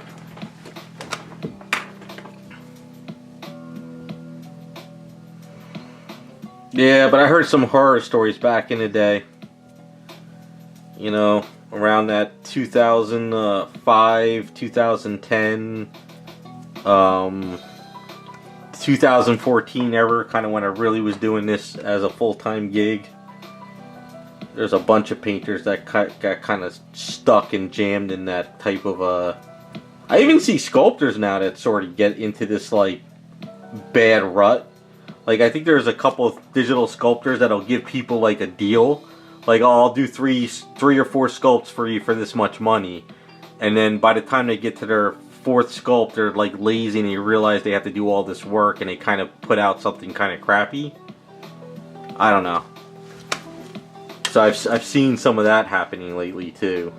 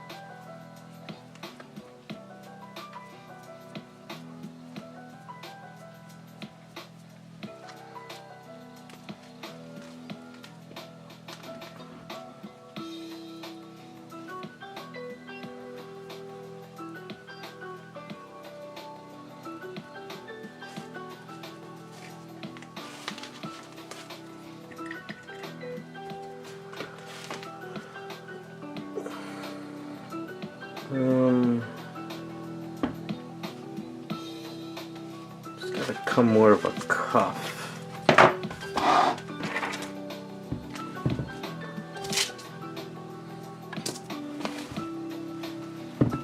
Probably gonna end up sanding some of this down and shaping it, but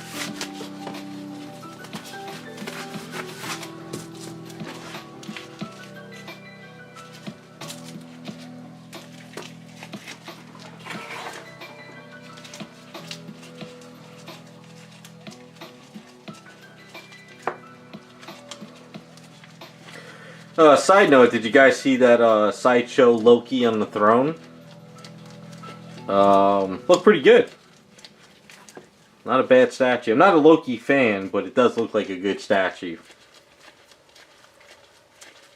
See, sideshow needs to pump out more quality stuff like that. I think that's got a nice lot of detail to it. Nice design.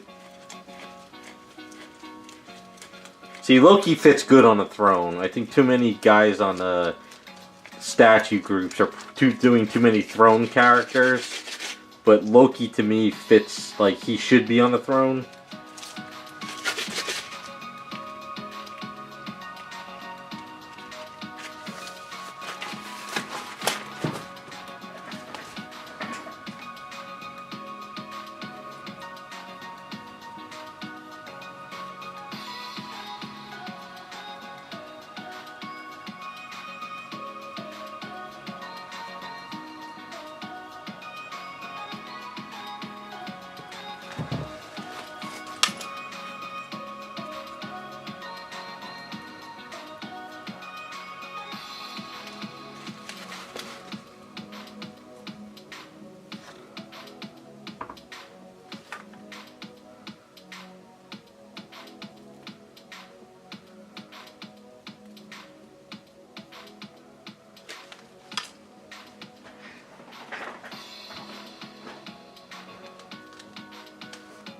Yeah, I couldn't imagine owning him, but I really do like the style of it. I like the throne.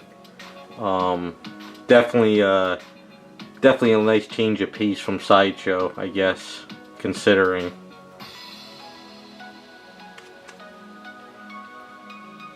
I have one guy I know. He's that lives down near me. He's excited about it. And it's good for all the Loki fans. Plus, it's something different, too, for once, than same characters over and over.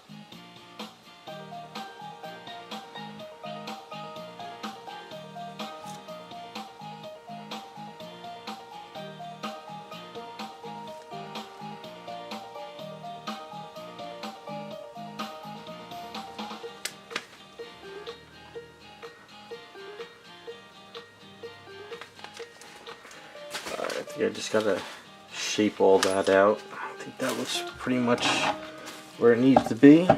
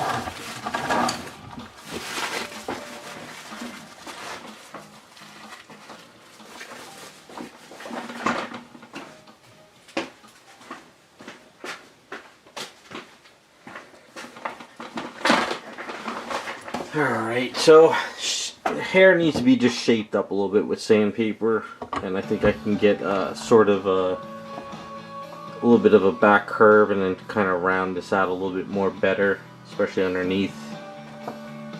But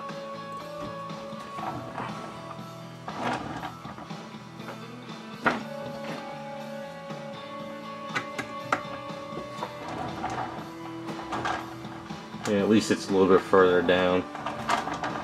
Looks weird now, but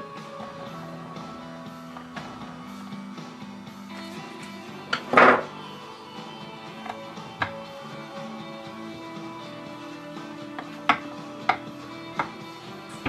then if I had to add any extra shaping I can, but yeah, usually her hair kind of curves in a little bit and it kind of rounds.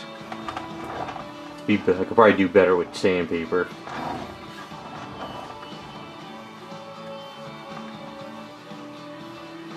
I think our hair usually comes down a little bit further too, somewhat, if I'm not mistaken. Gonna close. No, it goes to right about there. Yeah, it goes right about there.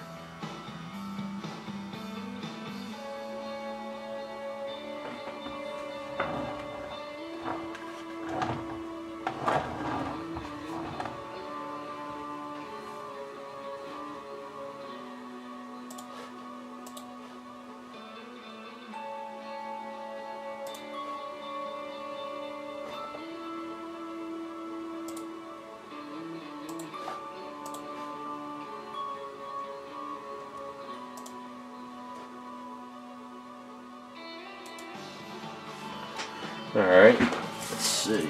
So I gotta do her line.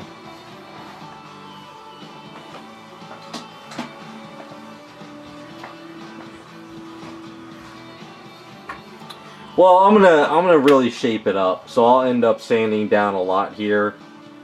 It's hard to, like, with a glob of, like, when I'm trying to do a glob of this with whatchamacallit, eaves.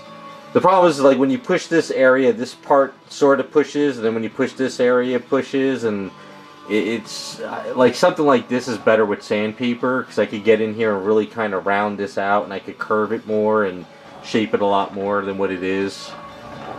But that's kind of like how her hair is.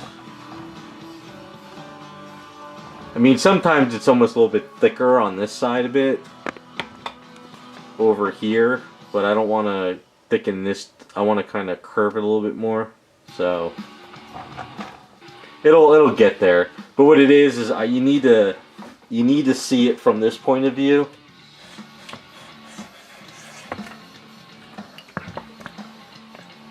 Come on, get down. There we go. So, like, from here, usually you see her hair coming underneath there. Her hair usually stops about here, I think. Right about there. But we'll kind of stop it right here, and I think that should be fine.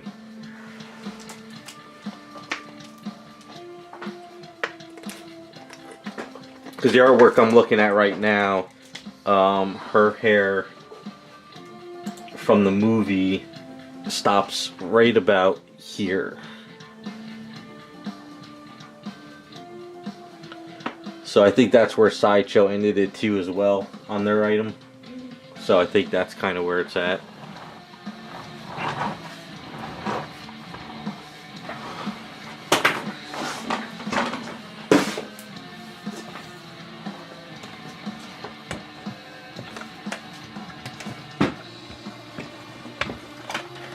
Come on, this thing.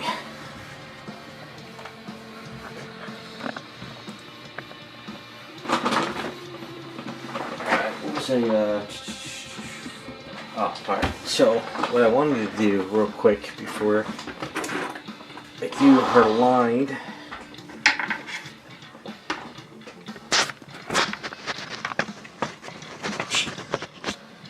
so what I did is I tried to make these lines on this communicator, but sadly it wasn't working, and this piece in here was kind of not working right either.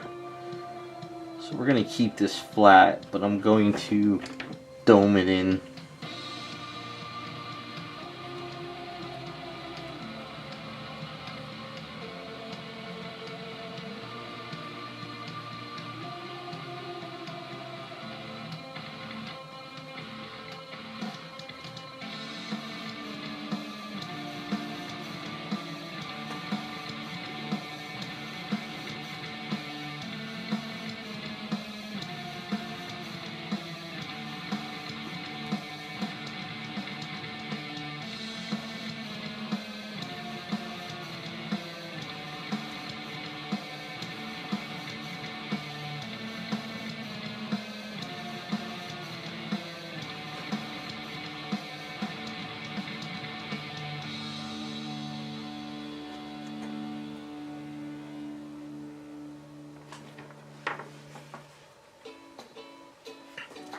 And then I dremeled out this part. Gotta start sanding and cleaning this up a little bit more. I tried to put lines on this, it just wasn't working with the Dremel tool, so I accidentally almost chopped it in half. So I figured what we'll do is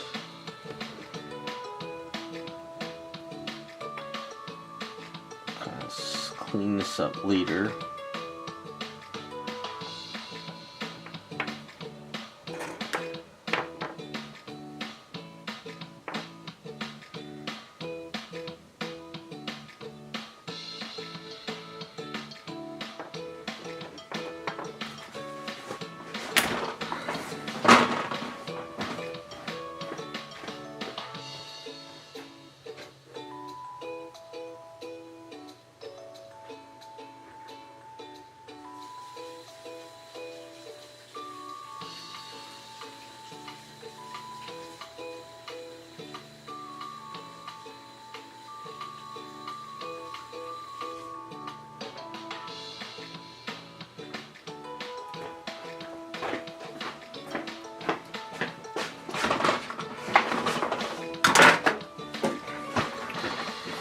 Alright, so where is my tool? So the idea is I wanted to have lines on this.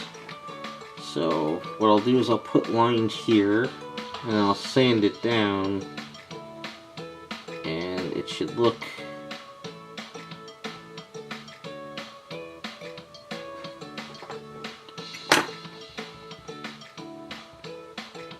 the problem is it's still soft resin. I mean, so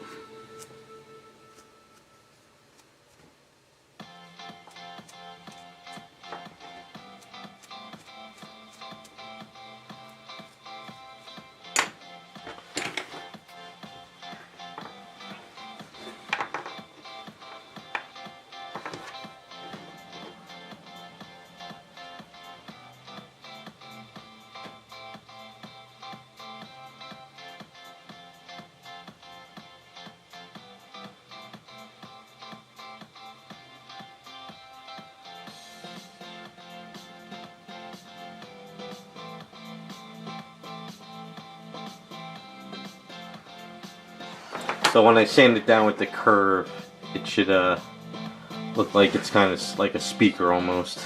That's kind of the idea. So once I sand it down, it should look a little bit better.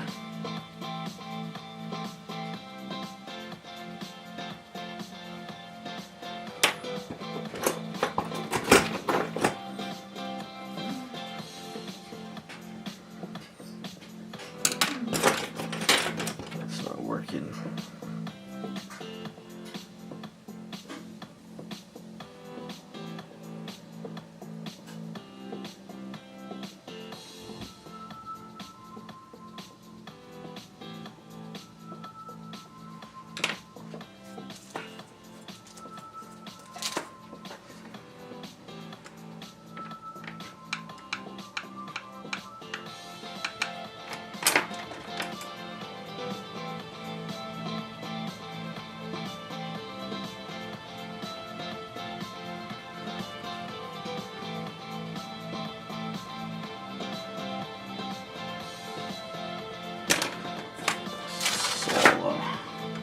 Mess in here now.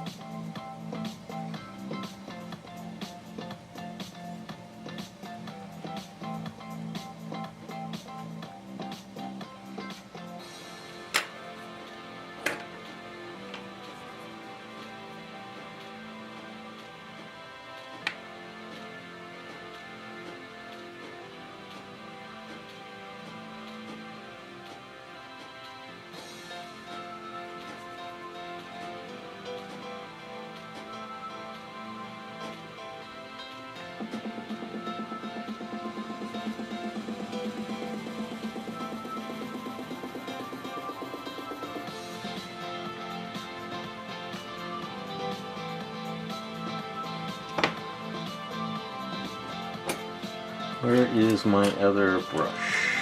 I had one this morning. Here it is.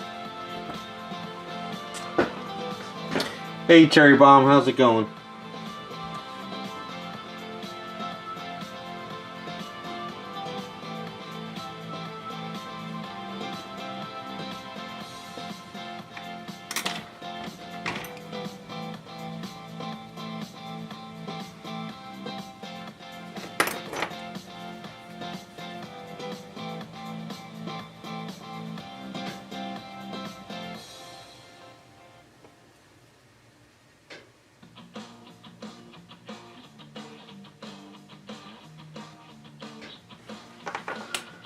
It's a little bit better. And then I'll have to sand it down and then start working on getting it in the finger and also the other piece.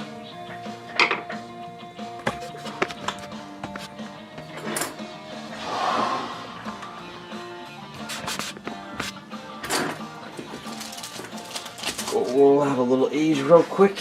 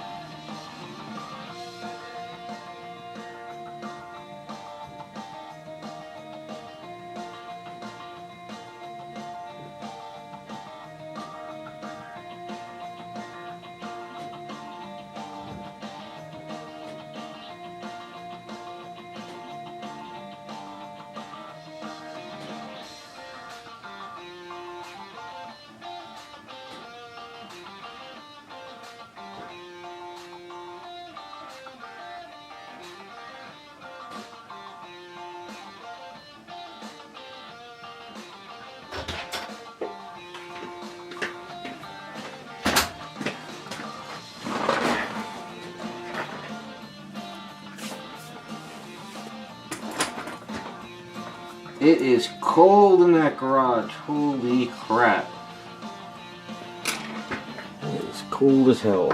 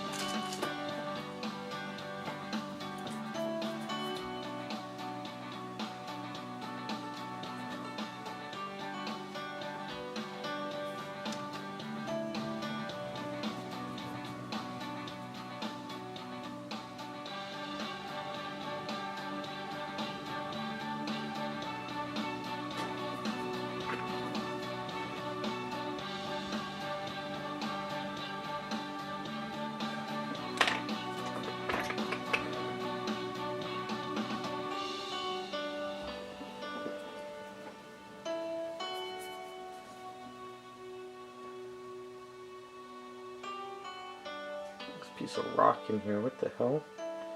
That's why that's not working. Dried piece of A's was stuck in there.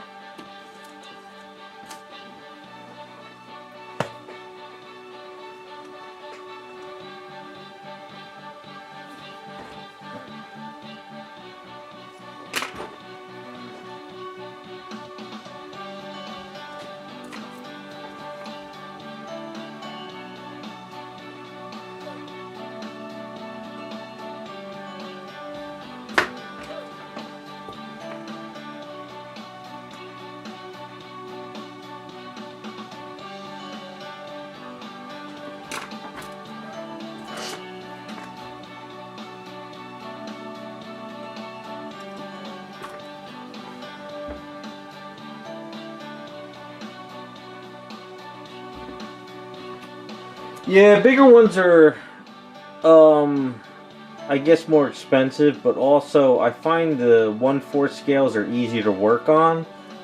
I see there's a lot of artists out there that work on smaller statues and kits that do absolutely phenomenal work.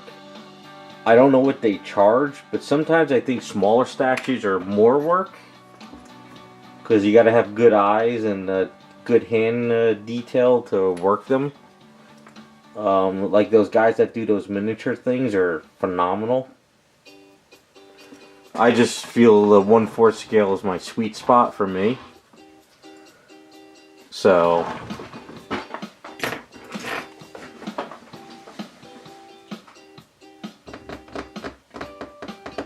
I wanted to do the wrinkles in these arms. So this is the latex arms. Got some A's still going. No, yeah, the hands, I mean areas.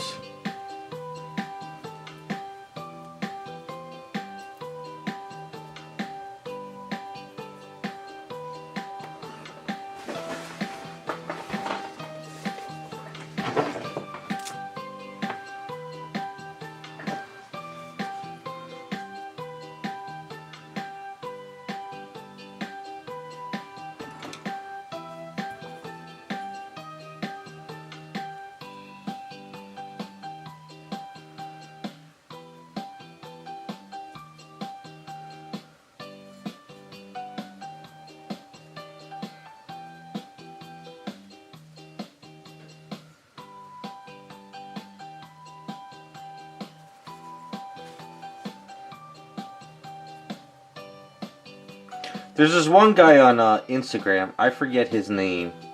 He does a lot of anime kits. I think he's from Japan. And he always posts like his work in progress on all these little like 1/6 scale, 1/7 scale kits he works on. His work is absolutely phenomenal. I don't know how he paints those small ones so well.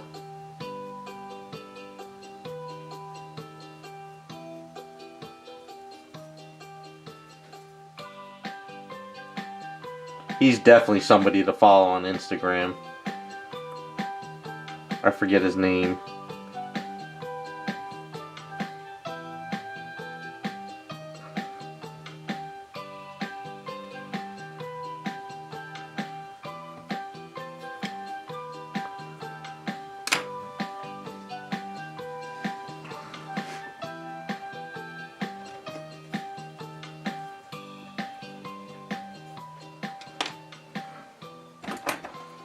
Yeah, I'm not a fan of the small stuff. I think it's just because I like the larger, because I can see it, I can work it better. Of course, in my old age now, with the, it's funny. I hit 46 and the eyes started going downhill, and now like I can't do stuff without these damn things on now half the time. I missed the eyesight when I was 19.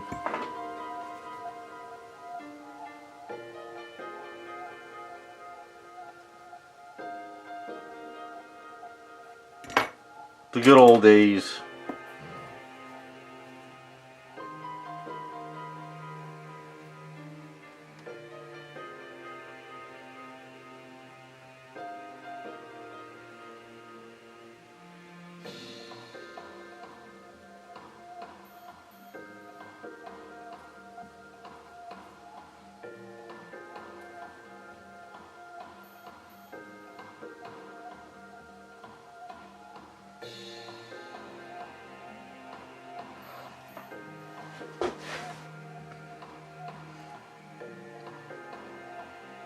I'm at the point now. I never had needed glasses, but it's like my parents when they hit 46, they had to get glasses too. So I guess it just runs in the family.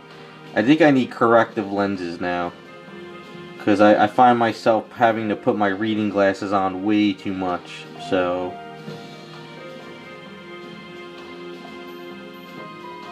the body's telling me it's over. It's over.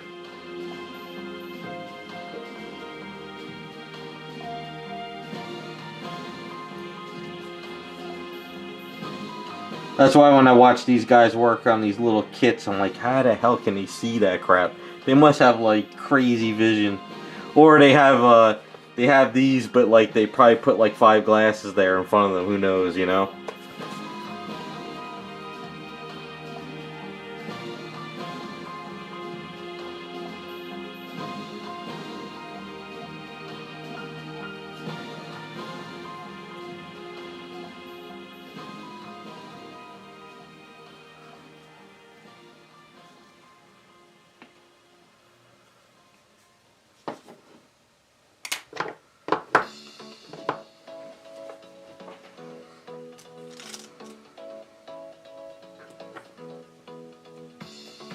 Yeah, there's a bunch of guys I popped up on my Instagram feed that do sculpting and painting.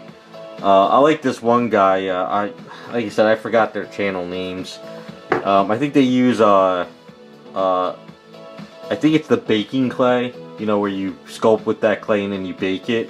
They usually have like a stick, and then they have a little. They put an egg shape on the stick or something, and they sit there and they sculpt like a real life head off of it, and it's amazing how they do it.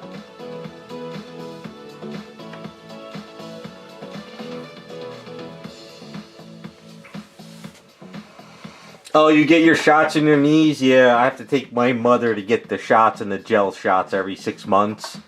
My cousin is actually having problems with his knees. I have more of a back issue. I think it's just because of the way I sit when I sculpt. But sometimes I'll sneeze and I get that, like, blow out my back and I'm, like, sore. It's like...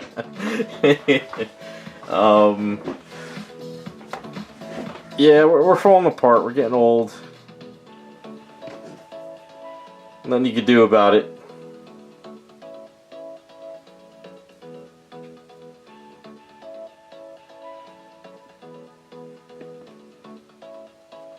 Hey, what's up, Dave Devastator? Really, James Gunn and Marvel talk? Oh God, I don't want Kevin Feige to touch anything with DC. I don't like Kevin Feige at all. I don't understand why people like this guy. He does not know what he's doing.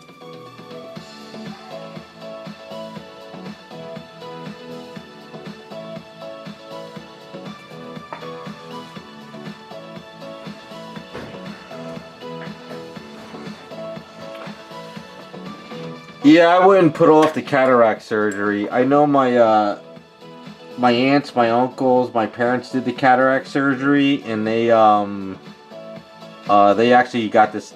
They see a lot better after they did it. So you just got to be careful, like sunlight afterwards. So you got to wear sunglasses and stuff, I guess. But yeah, I'm glad they did it when they were younger, and then like trying to do it like at 85 or 70. So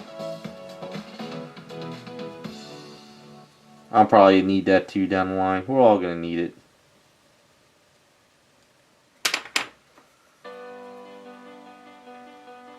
That's a lesson I learned from my parents and my aunts and uncles. They're from the baby boomer generation and the greatest generation. They put everything off until they were too old. If you can do it when you're younger, you heal better, I guess.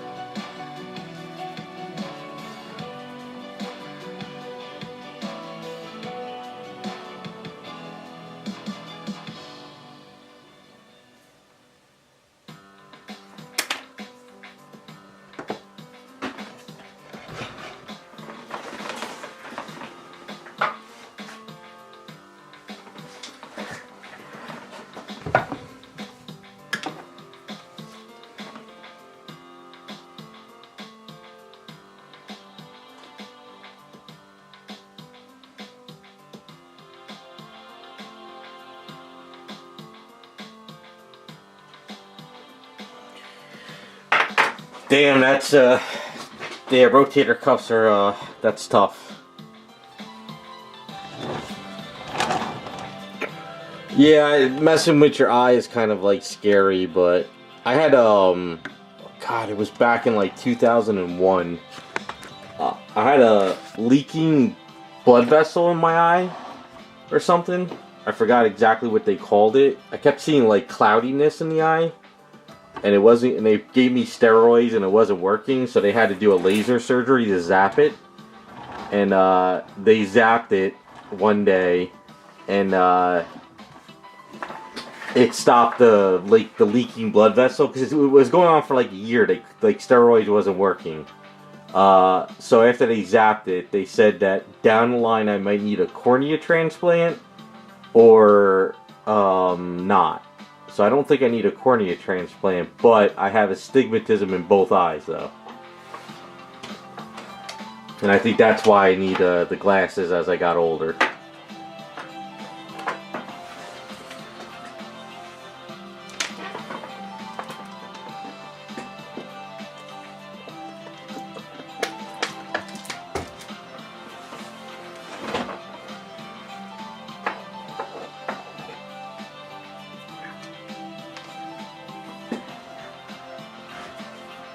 Well, that's crazy, Jerry.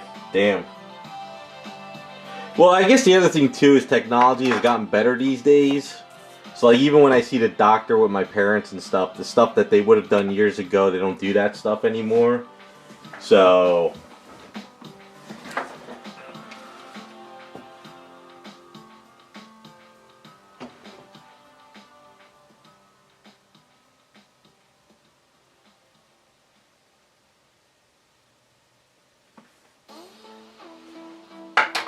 yeah, just pop them out. Just get rid of them. Maybe in another couple years you get like, you know, Android eyes or something. Okay. What do I gotta do?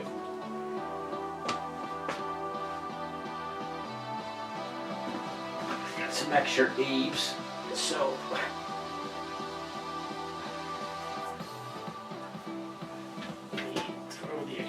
Here.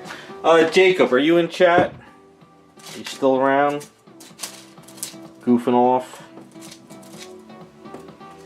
I want to ask you about your Supergirl.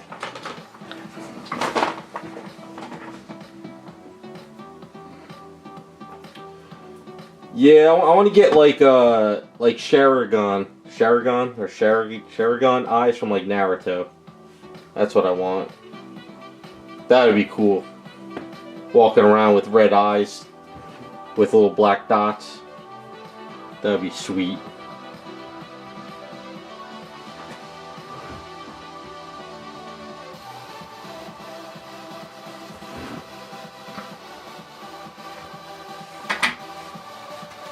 Alright. Let me get this off here. Ask Jacob about his thing and wash my hands real quick. This way we're on the same page.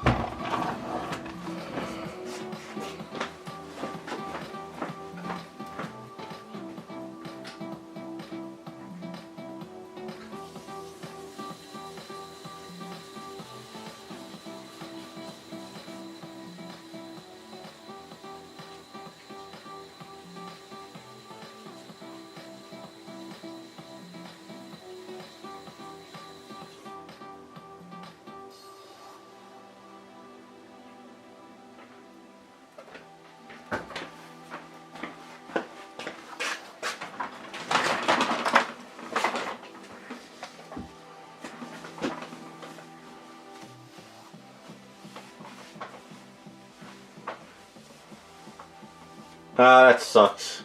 That's what I say. Like if down the line you get older and you could put in fake eyes and stuff, I would ask for like something from Naruto. Get one of those cool looking eyes. I'm pretty sure they make those things, right? I think that would look pretty cool.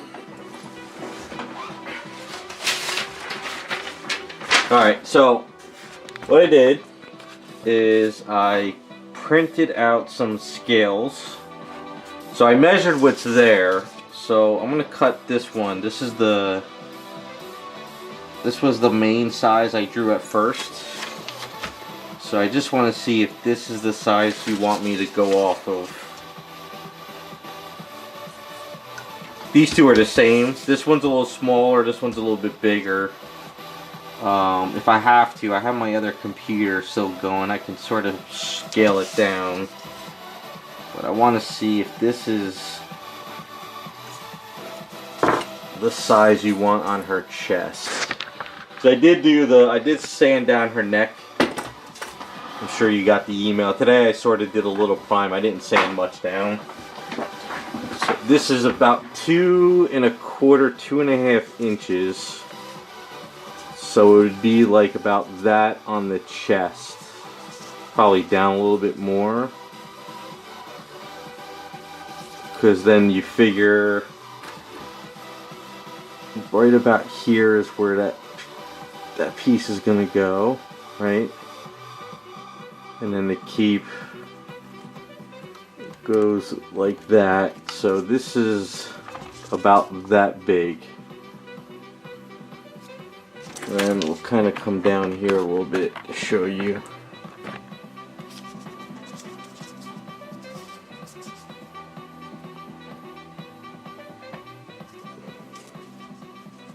Unless you think you want it bigger.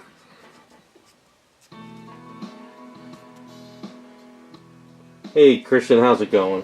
So, if we're looking at her chest, it's kind of, because that's kind of what I measured. Alright, let me cut the bigger one. This one's a little bit bigger. Where did I put my X-Acto?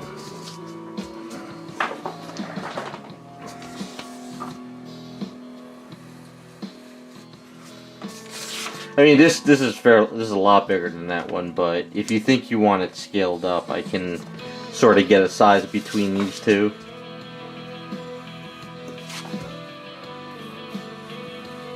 This is just rough estimates, though. Just trying to gauge an idea. So this is the larger one. Let's kind of. So if we were to do the larger one.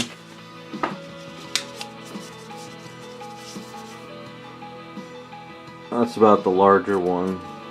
So I'd have to bring the collar up a little bit more.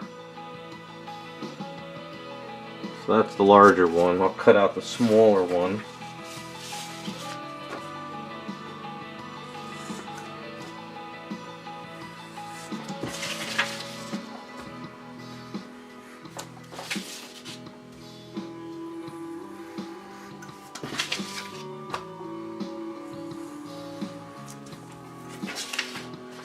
This is a smaller one here, so this one would be more like this. It wouldn't come, it would probably be like right about there. It wouldn't be too close to the yellow, so that would be about the smaller one.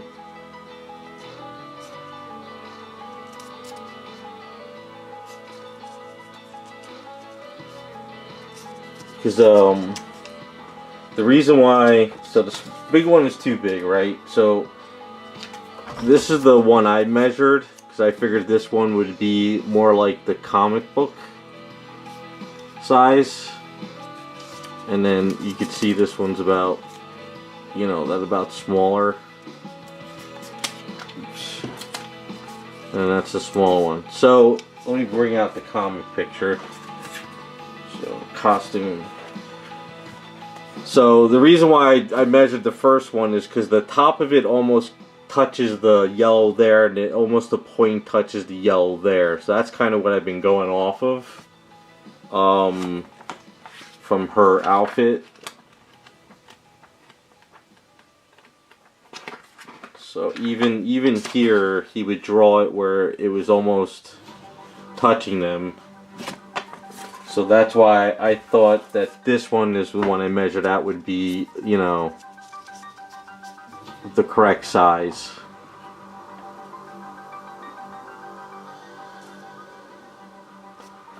But I mean, if you're a fan of a smaller emblem on her chest, it's up to you. I mean, it is your item, but if you like the smaller one, we could do the smaller one.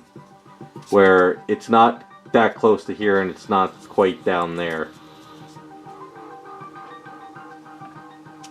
I'll bring it down this way again so you can see here. It's kind of hard to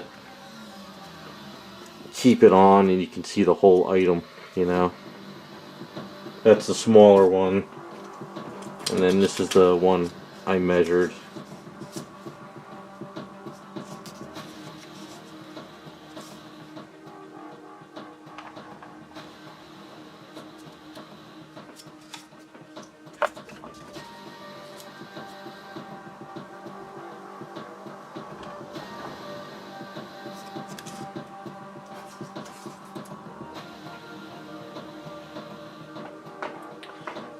What I can do, somewhat, give you a little bit of a better idea. Kind of just fudge it a little bit.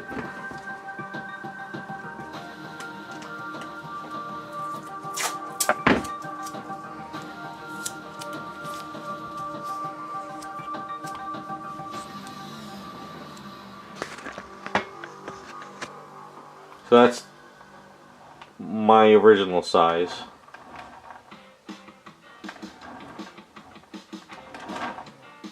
And you think about it, the smaller one is basically the white inside triangle. So the white's pretty much like smaller in there.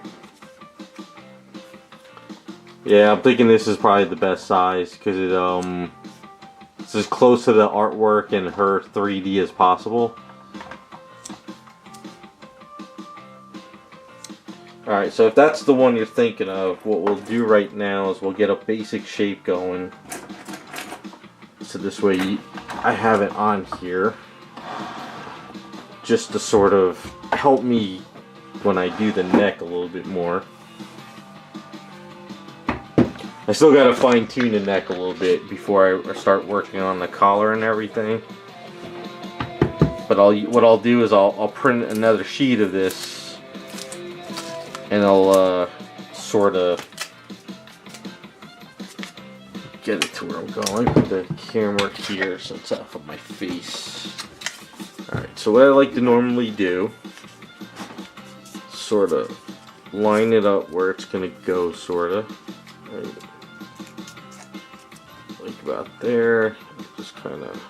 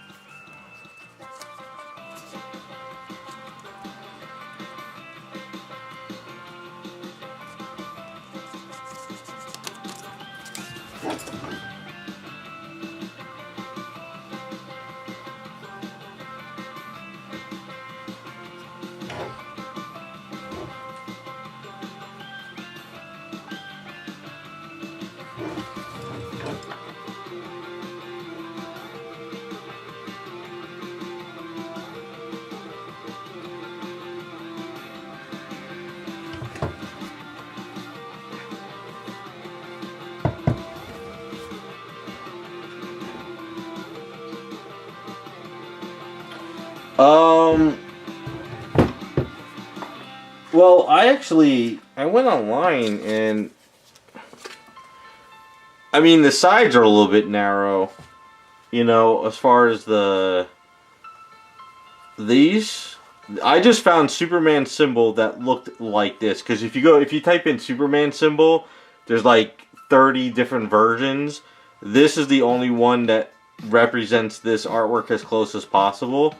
I don't have to do the lines this thick, but I can't do them super thin. But like I said, I'm just kind of sketching for now. So what I could do is sort of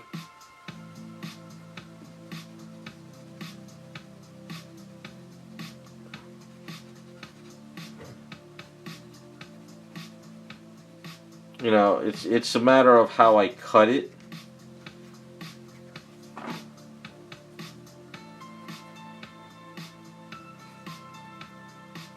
I mean, I gotta still make sure everything's lined up, but I'm just trying to gauge where I'm going to be putting all of the stuff. So if we get this here, and we sort of build out this collar piece thing, right?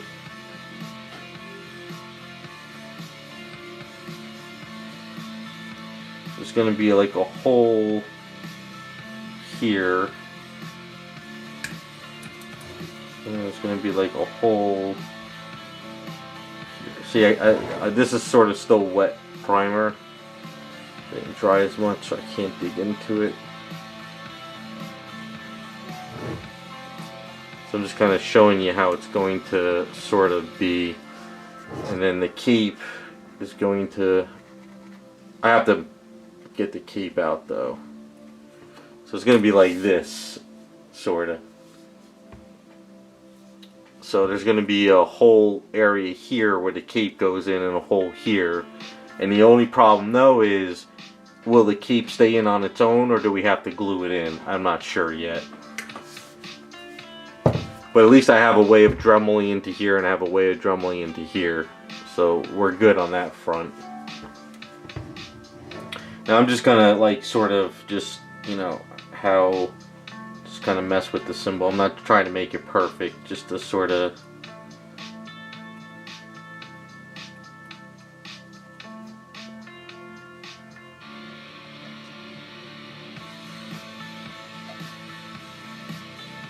you know, just to kind of, that's kind of where we're at with it. So let me put her in a base so you can get a little bit of an idea.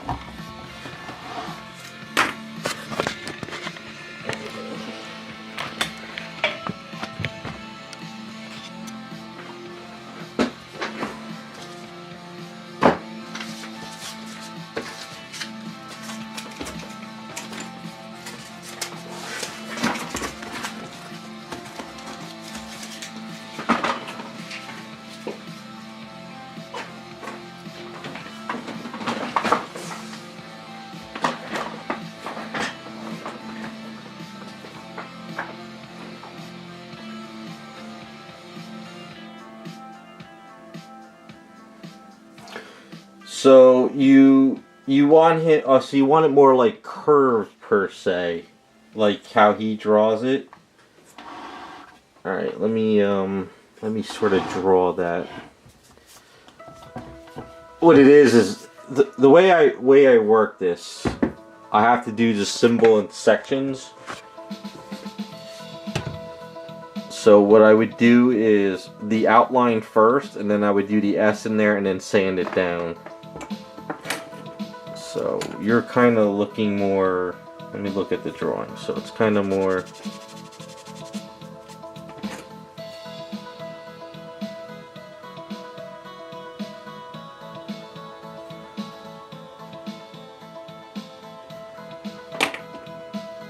see, the only problem is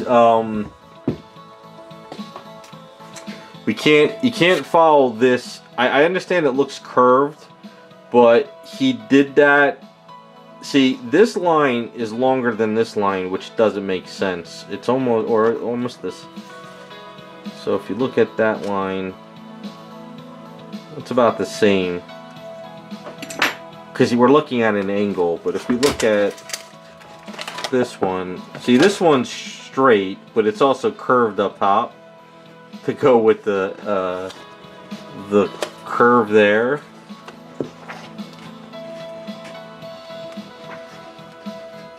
But then when you look at Superman's, he does pretty straight lines. And then when we look here, it's pretty straight.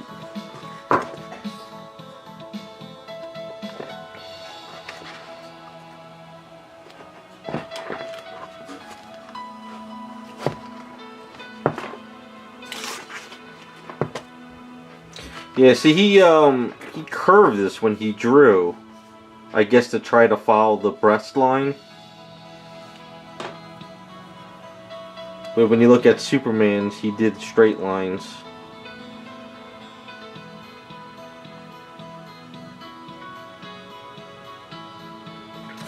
Yeah, I won't make it as thick as this line. At least I'll try not to. I'll see what I can come up with. Why am I get like... Oh, it's still wet over here, that's why. Okay, duh.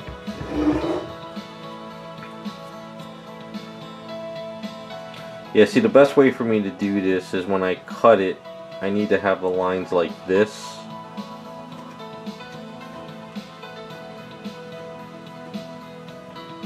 And I gotta draw the inside too, but I'll make it work. I just gotta clean up the rest of his neck. What I did is before I streamed, I went ahead and sprayed it really thick. You could see the bleeding coming here, because I really wanted to fill in a lot of scratches.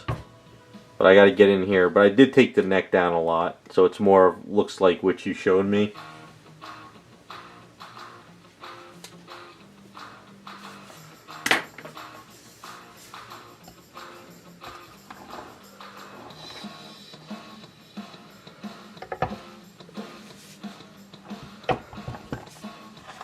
Yeah, we're getting there. So I just wanted to get an idea what you wanted. So yeah. So basically about that far from the seam and about that far. So that's kind of like where it should be. I sort of sanded this area down a little bit too, just to kind of clean that up. I gotta just clean up the abs and stuff a little bit more. Let me one thing I probably should mark, look at her. So her skirt is below the belly button about this far.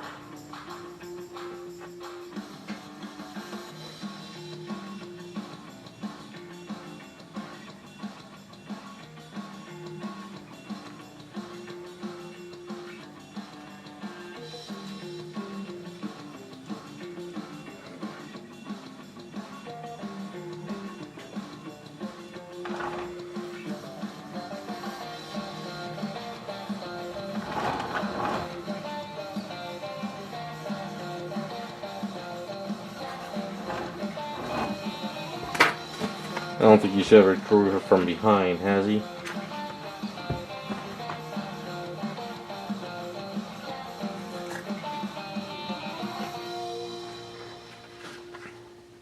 Well, I'm not really thinking about wider or shorter. I'm just kind of following his where he can, how far he has from the yellow lines.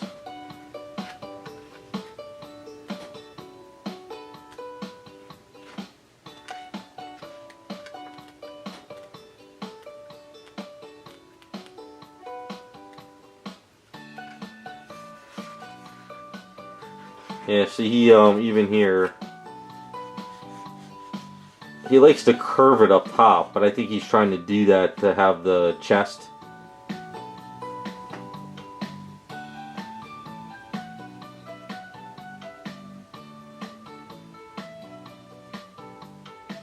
No, I'm not looking at the cape, I'm talking about the skirt. I'm trying to figure out where, the skirt is on the back of her. I'm just trying to see if there was any back drawings. He doesn't seem to have any images of her in the skirt from the back. I was in my friend's chat the other day and we were talking about the animated movie when they met Big Barter in the animated movie. That was a good scene.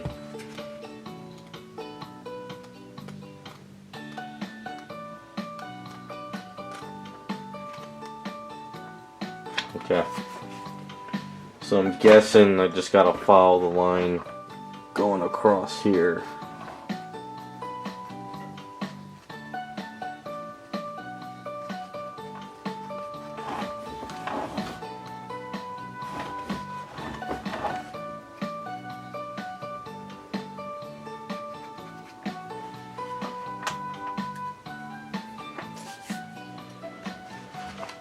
I guess one thing I should mark too, just so I have an idea. Her skirt. So if this is her knees, like if you look at her skirt,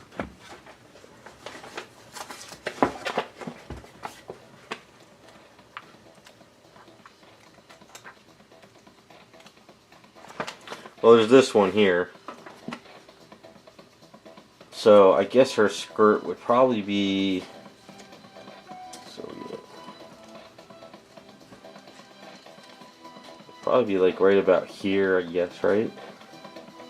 I mean, we'll do a little bit of a flow skirt,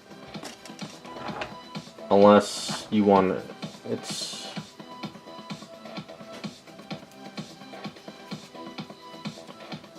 about that much, I would say.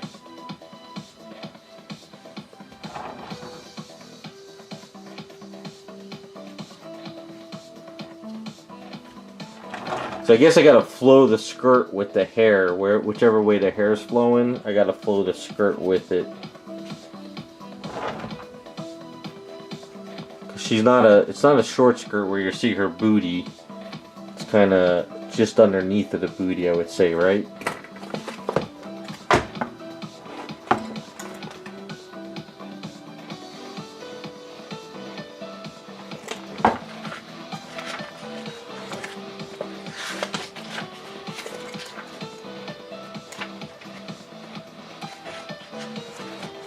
Yeah, there's this one. You don't really see the crotch too much.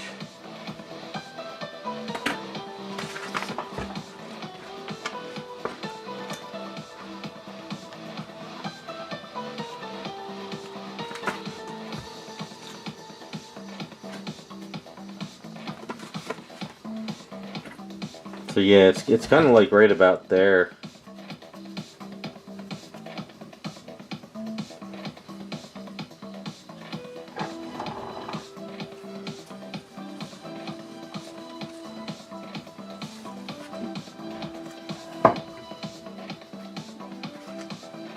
Gonna have to play with the skirt, kinda. So if it's kind of like that. The best way to do it is just raw out Aves, and then put it around it and start playing with it. The only thing that's hard to do is to try to get these ripples in the cape. That's kind of hard to pull off. I could get something more like this one, but trying to get these perfect ripples is going to be a little tricky if that's what you want. But you want it to flow, so we'll have to come up with something.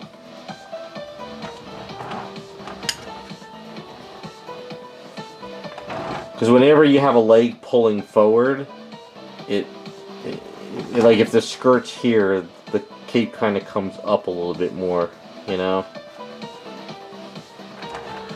So yeah, we'll play with it. Worst case scenario, if I sort of put on the cape, but we want to create those ripples, we'll have to sculpt the ripples on and then do some sanding and dremeling. It'll work. We'll just have to play with it. All right.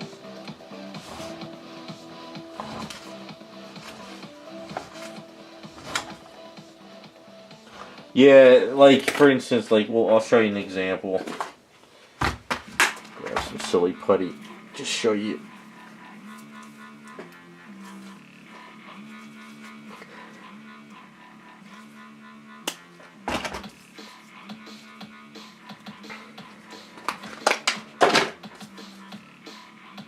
I'm just kind of stretching out the putty a bit.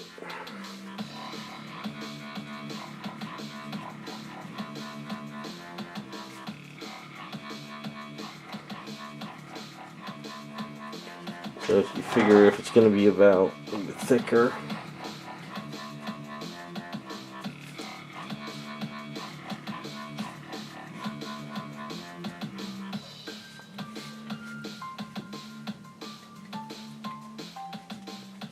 So if you were to put the cape, the thing here, and then you kind of bring it up, right? Bring it around. And then from there it's kind of comes up a bit, and then you gotta kind of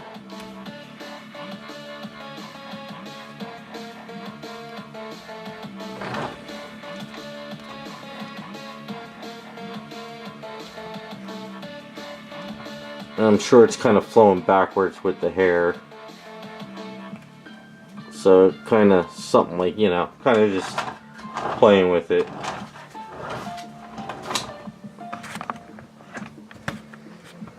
And this is a silly putty, so it doesn't look perfect, but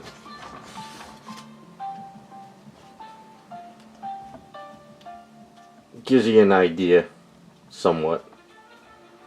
So if the leg is flowing like that, you can sort of put maybe one little kind of, and then kind of probably have to do it with a tool like this.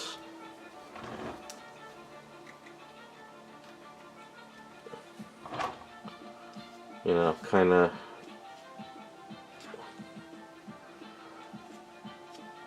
it'd have to be something, sort of something. Kind of have it flow back. So I think with the hair, it's kind of flowing backwards. You know, maybe a little something like that.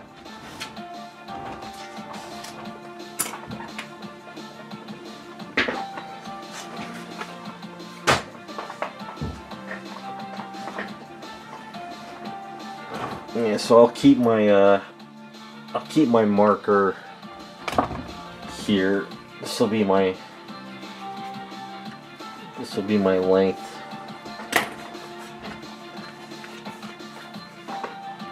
Maybe a little bit shorter for when I stretch it.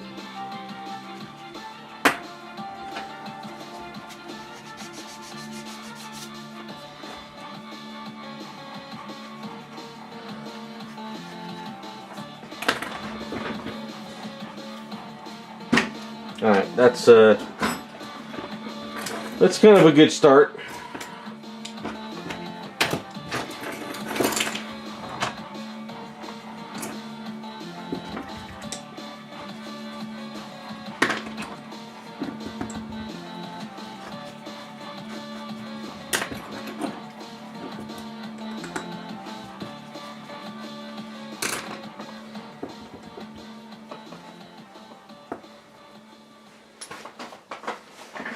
Alright, I'll keep toying away. What I did do too is, I guess I'll tell you guys as well.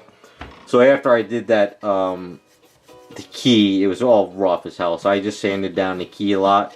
Kind of just made it look, because it's always a pain in the ass to make this key perfect from the start. So I just grinded it down, and then when I have extra A's, I filled in some areas. So now it's a really good, solid key. I sort of sanded it down a bit too. So you can see it's got a good thickness on each side, and in the front it's a little bit thicker over here, but that's okay. I still gotta sand down these lines, clean up some stuff. Still got more to go, but at least now it goes in pretty well, and it stays in. So she ain't going anywhere now. So that's a good solid key system. What happened though is when I was sanding it down, there was a little bit of an air bubble in here. So I grinded out the air bubble and I filled this in with A's again. It wasn't a big air bubble, it was from when the other A's met the other A's. It was like a little tiny bubble like that big, so I just grinded it and I filled it. Let me just fill it in. So you're pretty good on her being steady now. So you don't have to worry about her, see, like hitting it and stuff on the table. She's not going anywhere, even moving her. So the key is nice and tight.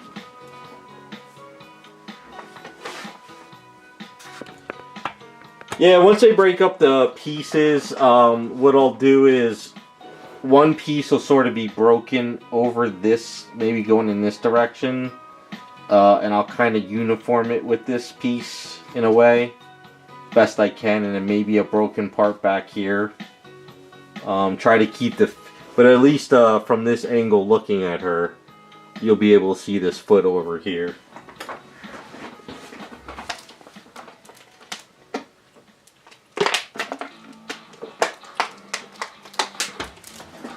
I mean, I would like to sand more, but they gave her such a thick key, and I guess they had to do that. You know, they gave her such a wide key here, and you know, with the rod going up the leg, so I guess that's what they had to do.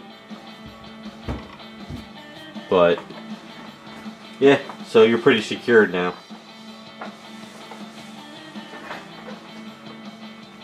All right, get back on to her on Monday probably.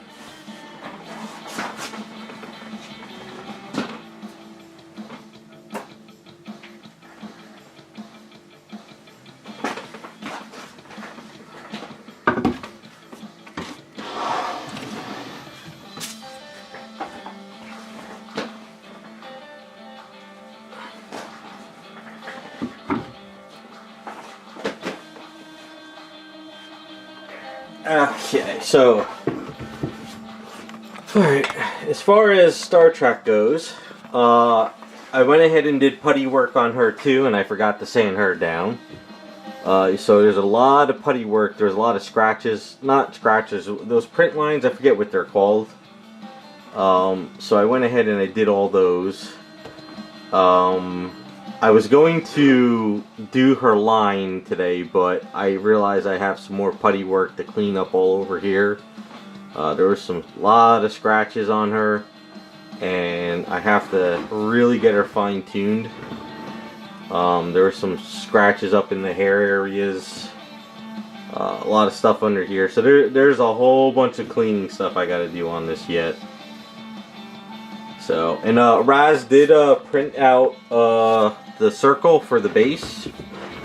So Raz said he was able to print out a circle with 3 lines going in.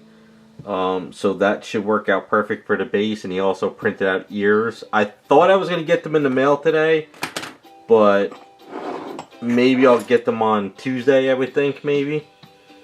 So we can start working next week on getting this on the base, and then doing the bunny ear stuff with the little furry things. And then once we get that done, I just got to get the communicator set up to go in her hand and everything. But yeah, Raz did good with the base. So the way I decided to do it was, it's a big circle, and then there's 3 lines going in the circle. So think of it as like this. It's gonna pop on the base, and it's got 3 lines. So her feet should be sitting on it perfectly. And I'll just have to cut the hole for the key. So she'll be raised up about, you know, like on that little piece that much. And then after that, once I get that on the base with the little bunny ear things, I guess we can sculpt them, and then I guess you could kind of place them wherever you want. Maybe what I'll do is put like a little heavy lead underneath the little furry thing, and then attach the ears, and then you could kind of just place them wherever. I guess that's the best way to do it.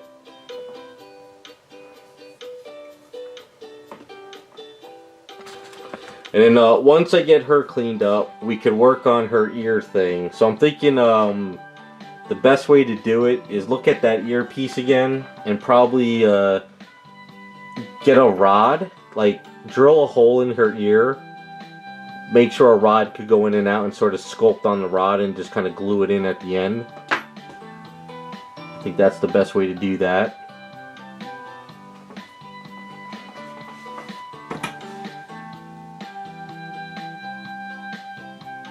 I just realized I forgot about the carrot chain for the nun.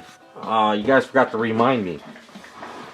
It's all your fault. So I wanted to give her a carrot chain.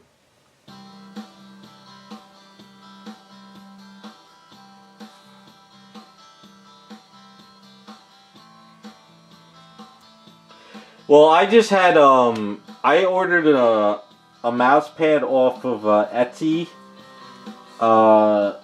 a month and a half ago, and it got lost in the mail, so the guy had to print me out another one. It came from South. And then I sold a sheet of ID decals on eBay, and they got lost in the mail, so I had to send out another sheet and put in the claim. So you're not the only one, Raz. There was something going on somewhere, some hub or something. So now that I realize I wanted to do the nun beads, what I could do still,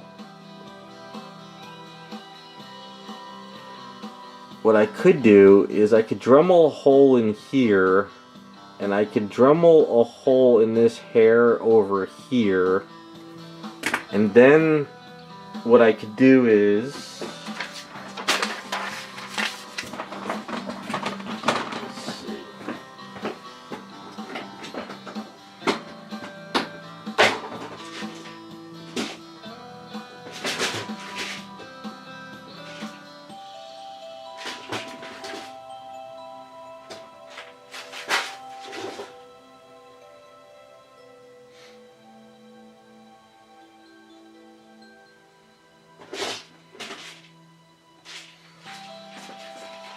so I guess let's get your opinion on this.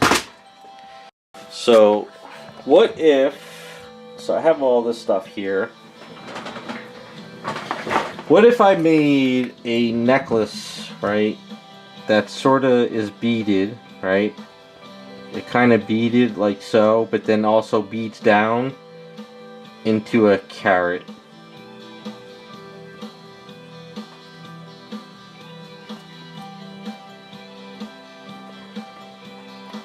Would pearls with a carrot would work, or would we need like gemstones for like a necklace?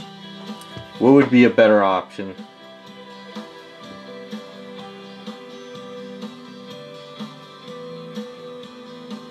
Because what I could do is, if I go hit Joanne's, or Michael's, I can look for different beads. Like, should they be black beads? Or like brown?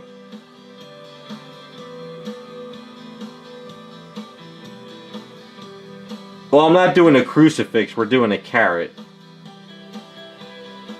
So I was thinking maybe there's some carrot, like, I'm wondering if there's like any kind of like little carrot earrings or gemstones on Etsy. Let me take a look real quick. Because maybe I could find a little carrot and then I could create a necklace type thing for it. What do you guys think?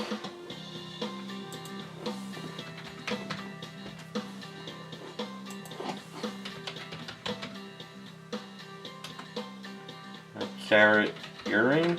Let me see, carrot earring. Well, rosary beads, but with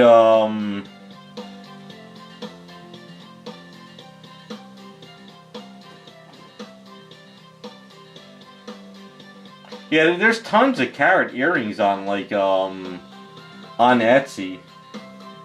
You know? Like here, let me hold on. Yeah, even ooh, there's some cool ones here.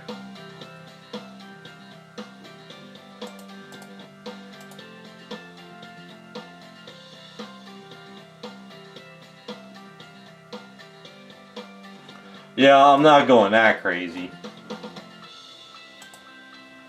But here, what about like something like this, right?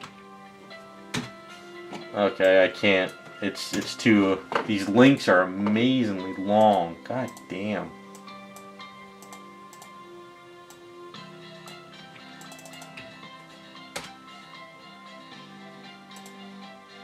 Here we go.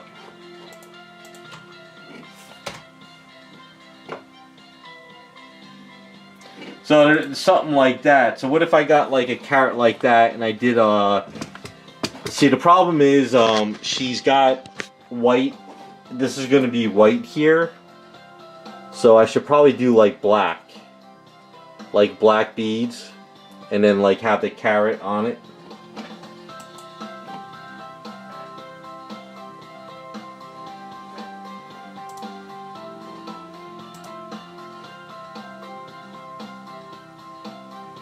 Wow, there is tons of carrot earring stuff though. Tons to choose from.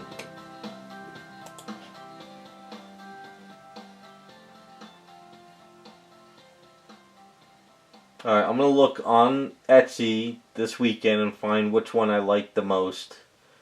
There's some closer to anime looking ones which look better. So I'm gonna find one I like. Yeah, there's some better ones in here. Alright, I'll find more of an anime looking one. And then what I'll do is I will go to the store. So white's out of the question, but I have these blue ones. Would the blue ones be too much, or the green ones? Actually, how about green ones instead of black? Because we're gonna have black outfit and white, but if we have an orange carrot, these green ones will look better, right?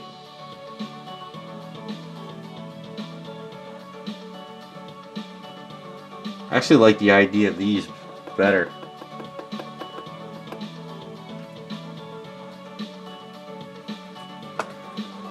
She's gonna be it's gonna be just like a nun. That's what we'll call it. You know. So it's gonna be red hair, white neck, skin tone, black latex outfit. So I was thinking maybe if these are green beads with the orange carrot that kind of sits right about here, I think that would look kind of cool. The green beads might pop a little bit better than black.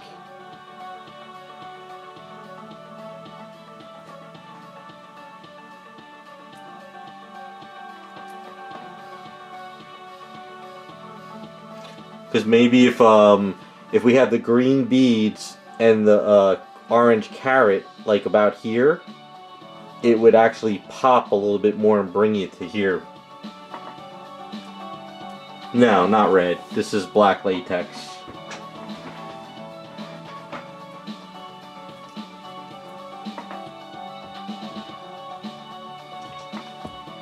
And that's all I got for right now, I think. Let me see what other bead colors I got. Oh, ooh, what about,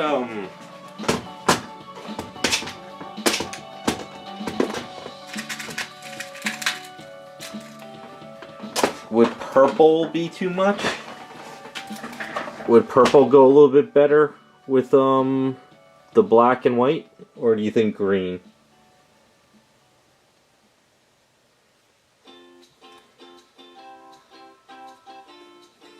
I think the green beads would be better. I think the green beads would look a lot better on, like these opal ones.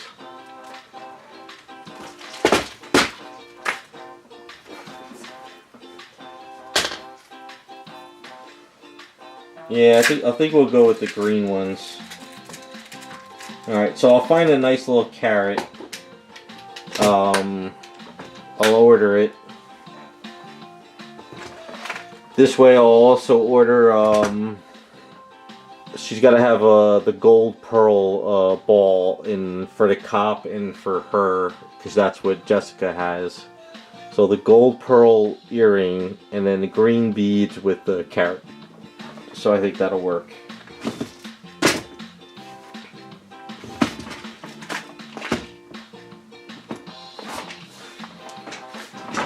Okay, so we got that.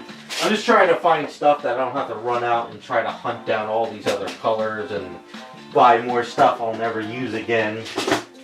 Gotta try to use what I got in all these parts. There's nothing else in here.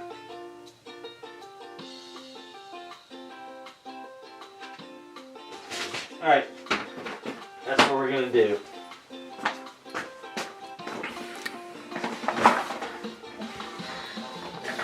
Yeah, just the way I know like rosary beads go is usually they have it's kind of, sometimes rosary beads just are a circle, but then other times they have ones that kind of come down a little bit more. So I'm thinking that way, because the idea would have to be is I would have to have a big enough hole here and a big enough hole over in here somehow, so I can kind of like push them in and glue them too at the end. I completely forgot. Unless I Dremel a hole here and I Dremel a hole here and it kind of comes down around here and it flips around the side.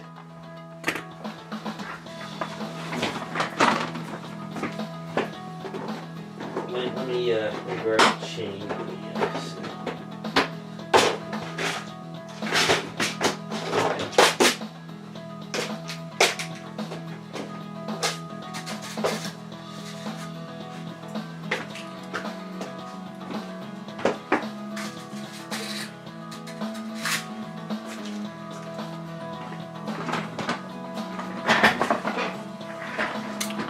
So for instance, like say it's kind of hard to do. You think maybe we should do them around the wrist instead? I completely forgot it. So what if so you're thinking maybe something like this, where you can kind of just place them with the fingers.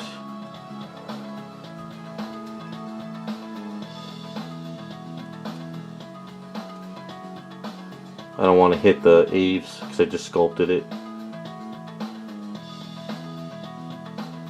What about something? You guys think something like that maybe? Because I have room on the hand to.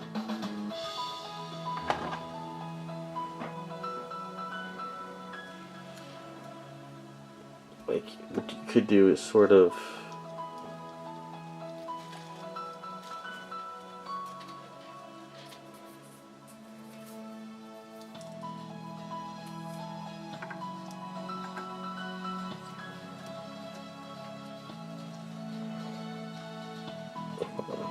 Like I said, I don't want to hit the eaves, I just sculpted.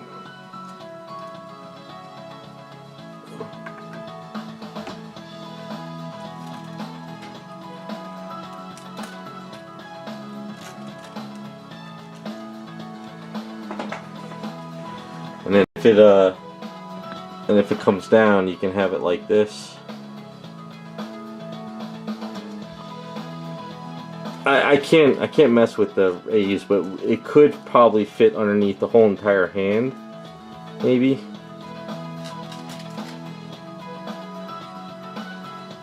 Maybe use the metal ones instead of like these silver ones might actually look a little bit better. See, I'm so worried about messing with the A's. It's kind of.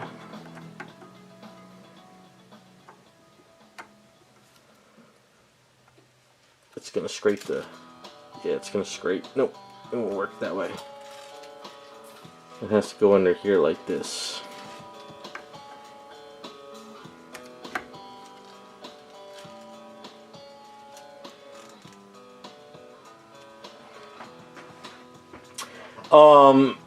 If it. See, what we could do, another option is I could. No, it should stay around the fingers, so yes. How about, what if I sort of attached it in a way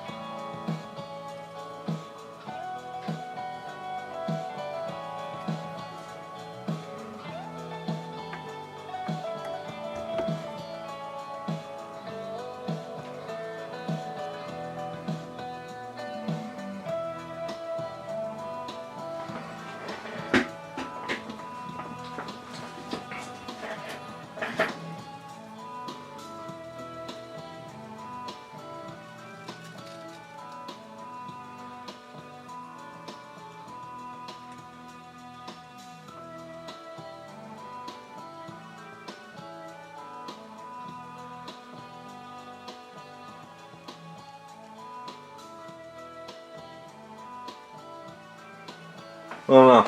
Trying to play with it a bit. That's just metal, you know, it's kind of hard. If I was able to do it with the green beads, I might be able to sort of do it in a way where I can lock it and glue it at the end.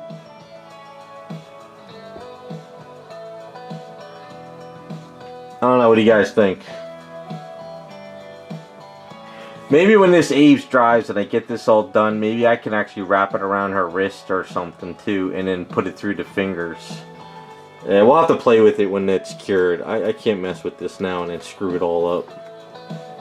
But maybe I could wrap it around the wrist, wrap it around the two fingers, sort of glue it on, so it can actually flop, but you can actually still remove the hand. So I'm thinking maybe we'll do that. I think that'll work. Because this hand isn't all the way on, so it works out better if we do it with this one. Plus, this is the way she's looking, too. So, I think that's what we'll do. Alright, I think that's kind of the plan. I'll order the carrot, and what we'll do is next week we'll start working out some fishing line with the beads, and we'll kind of come up with a plan. Yeah, I think that'll work. That will work. I like it. I like it. We got a plan. Got a plan.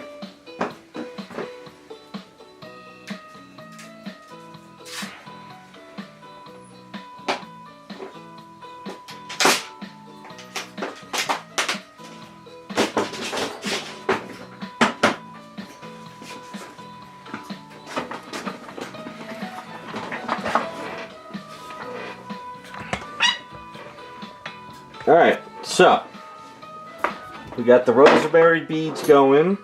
I'm going to look into more stuff about the base. So I gotta put a list together this week to what to order.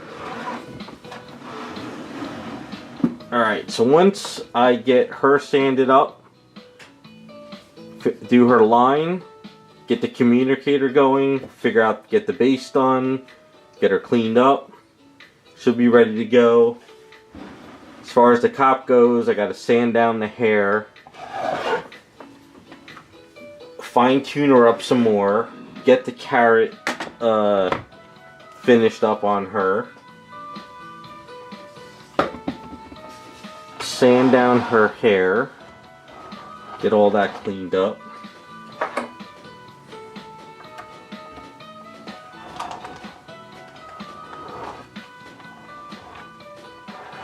Yeah, I gotta get in here and kind of clean up some more stuff. We got a lot more to go here.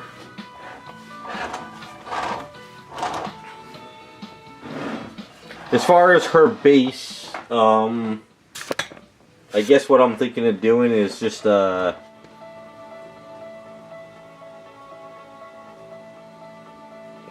maybe paint like a street, or just a generic granite base. Or maybe a marble, like it's kind of like inside the bank, like a marble floor. Probably do something like that.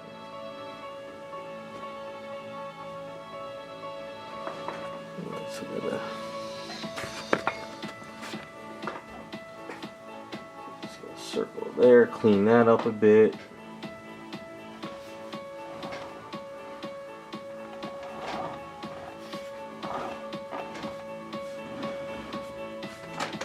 Alright, we got a plan, and I got some work ahead of me.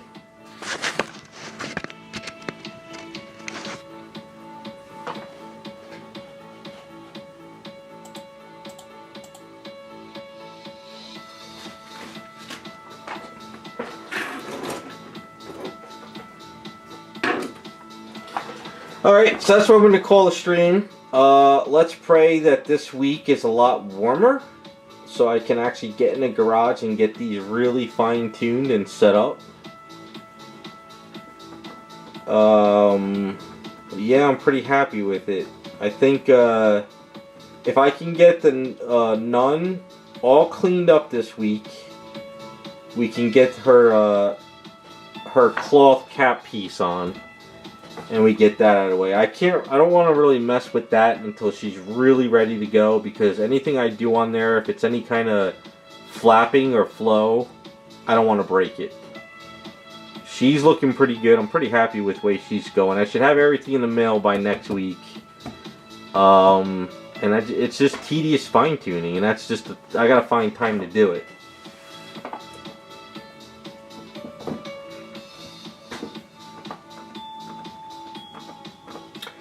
Yeah, so I'm thinking the idea is once we start painting them up, things are going to start moving a lot faster, because once we get the paints, things go faster.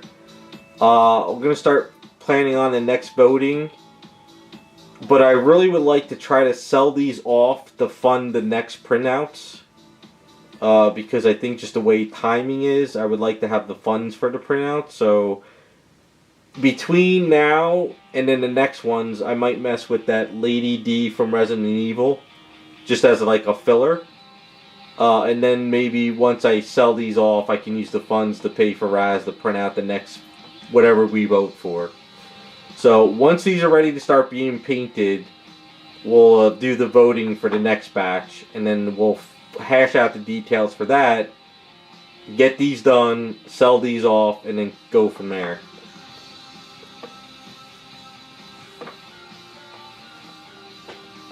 Well, I don't mind doing one Playboy bunny, because that's actually fairly easy.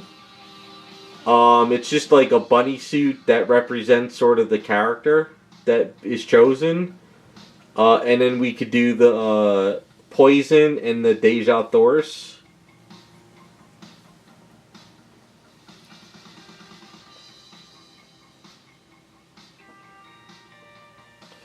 Yeah, I mean, nobody from the Patreon is interested on first dibs on these, so I might just list them on eBay. The way it works is if you're on Patreon and you want first dibs, it's easier to sell it off eBay. But if not, then I'll just post them on eBay. What, Jacob?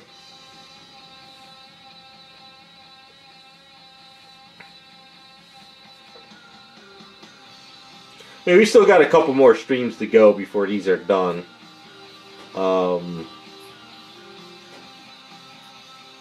we're getting there. Definitely came a long way. I don't know, I'm starting to like the Star Trek one better. I don't know why. I think it's just the hair and the chest area.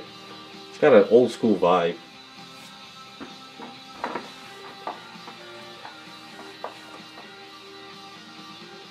Oh, the Wonder Woman? Yeah, I'll grab her real quick. You can see how big she is.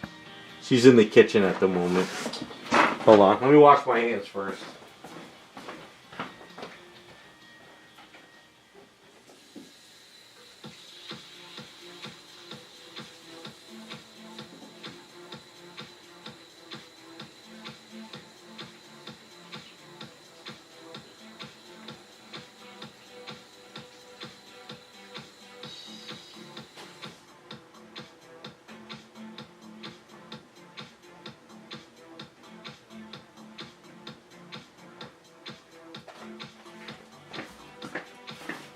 Let me put this down before I grab her.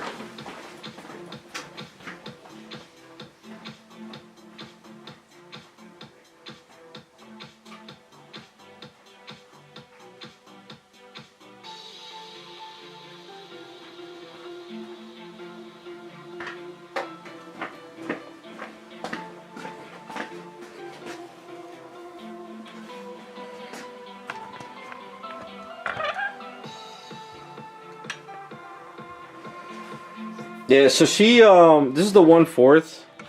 So you can see how tall she is next to the Jessica Rabbits. I'll put her next to your statue here so you can see how big she is.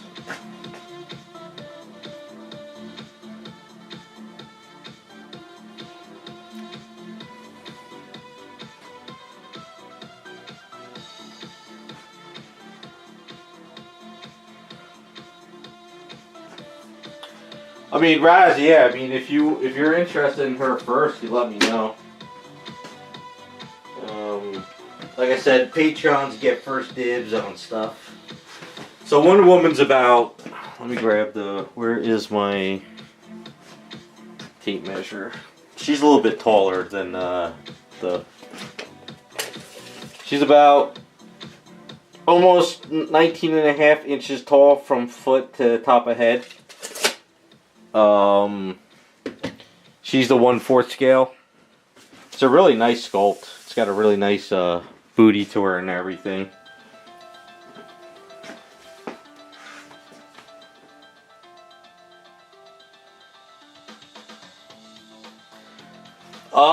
I think this might be bigger than that Wonder Woman.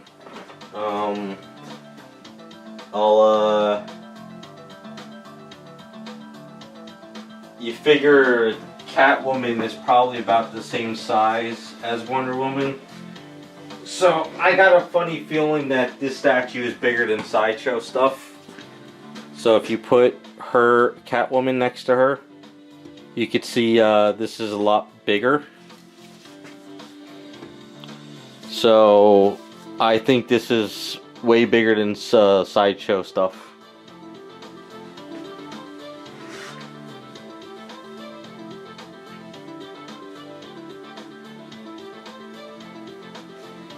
That's okay, Raz. You can at least say you helped create it.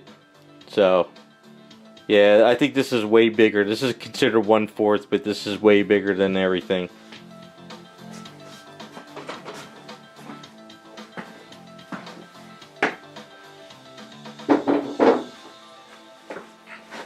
It's a nice statue. I like it. If I was to, you know, if I had money, I would get one of these to customize it and tweak it a bit.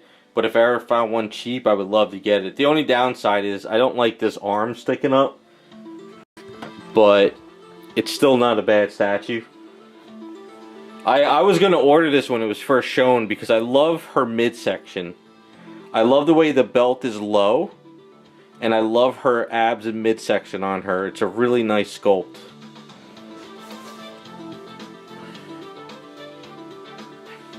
No, the 1/6 scale is probably like her head. I think comes down to like about there.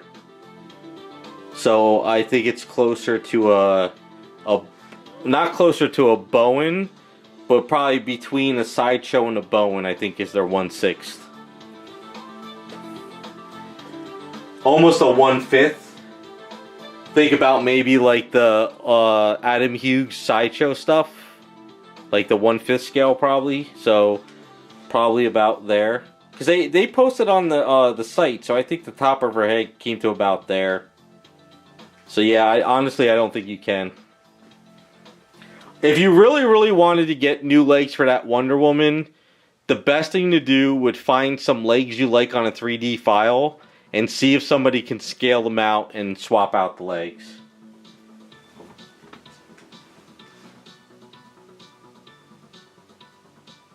No, I have the Sideshow bust in the other room. It's a 1/3 scale. It's way larger than this. I could pull it out of my case.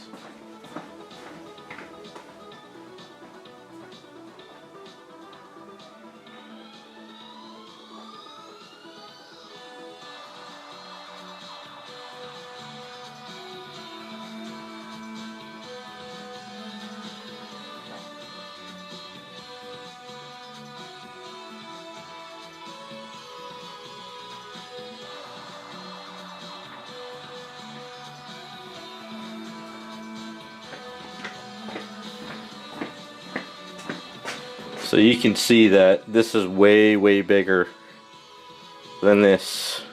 This is 1/3 scale, and that's a 1/4, and that's way too big. This legs would work for it if they were bigger.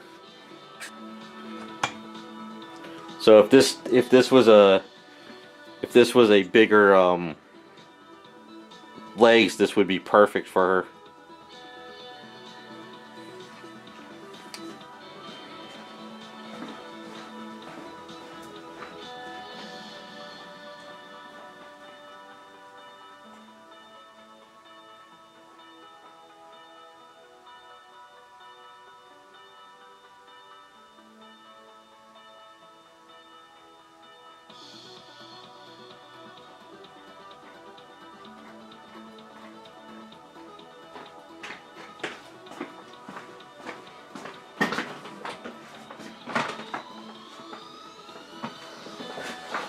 Yeah, yeah, I like you said, I really do like this body. I just didn't like the arms sticking up. A lot of people really weren't a fan of the arms sticking up. And the other problem too is the reason why we cut down this base is because when she's on the base, she's like so damn tall, it's insane. Yeah, no problem. But it's still a nice statue. See, this is the type of Wonder Woman statue where when it came out, I wanted it, but then I was like, I don't love it. I love it, but I don't love it because of the arm. But if I was to ever find this on eBay broken or cheap or within a good price range, then I would get it to fix it up and redo it. But buying it straight out of the gate, I loved it, but I didn't. It's one of those. I love the anatomy. I love the body from like here down, but then up here with the arms, I didn't. So that's kind of what stopped me from getting it.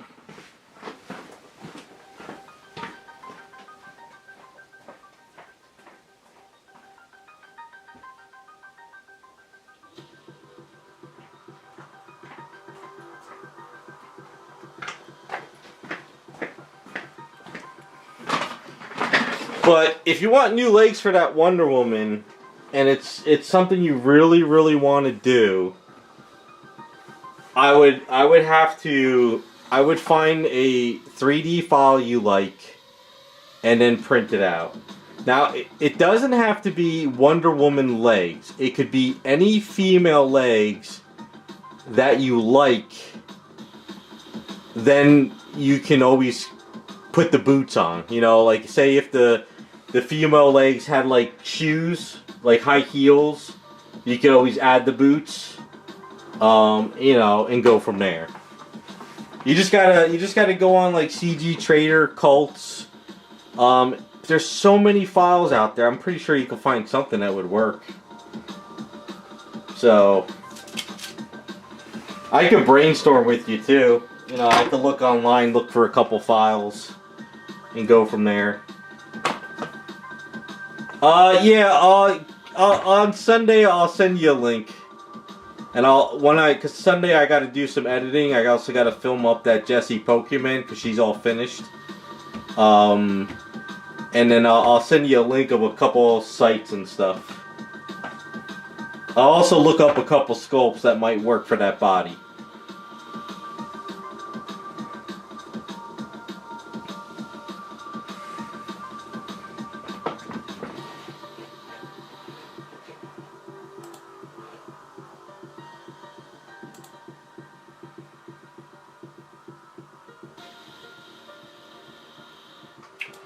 Yeah, I have all that stuff, Raz. I'll send him a bunch of links. I'll also send him that one site.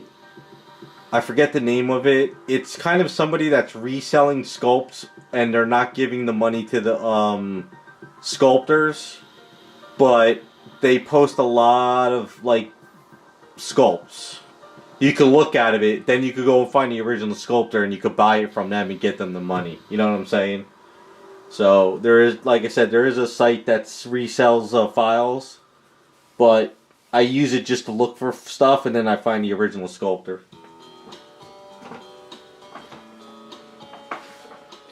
No, I would look up like I would just look up like female hero stuff. You know, like look up characters like Power Girl, look up Supergirl, look up Wonder Woman. You know, look up Huntress. You know, just look up a female. So I'll send you a bunch of links, and you can, and you. I know it's hard for you to. Don't look at the character. Look at the anatomy and legs. You know, just because it says Supergirl doesn't mean you can't use those legs.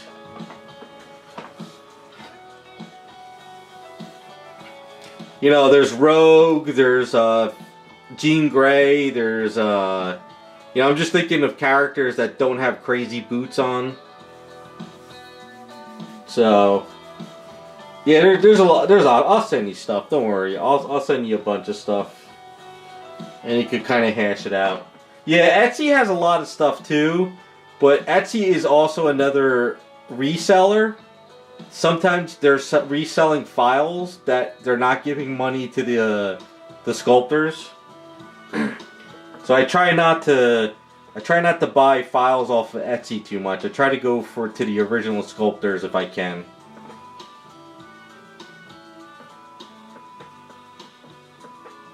It's just like I figure, you know, instead of giving $3 to somebody that's reselling a file, I'd rather give $3 to the original sculptor if I can.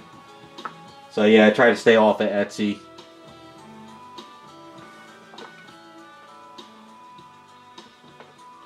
I don't, like I said, I don't go on Etsy that much. I just go on to those other sites that Raz sent me. Plus, I follow all the Patreon guys now that Raz sent me. He sent me a huge list. So I'm just following. And then there's also the guy, We Are Collectors, on Instagram. He's always posting new sculpts. And then you click on the sculptor or the producer and you could find who's selling it. So, yeah, it's just a matter of just kind of going down a rabbit hole type thing and finding who's who.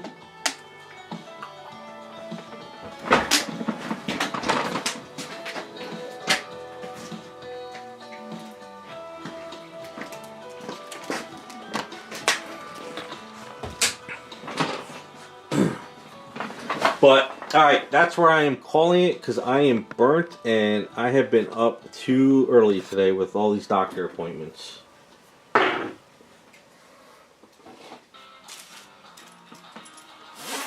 Yeah, there's a lot of good stuff, but focus on the grails, alright? Alright, you guys have a good rest of your weekend, and I'll have some more stuff ready for next week, and I think I'm going to have to do some ordering as well.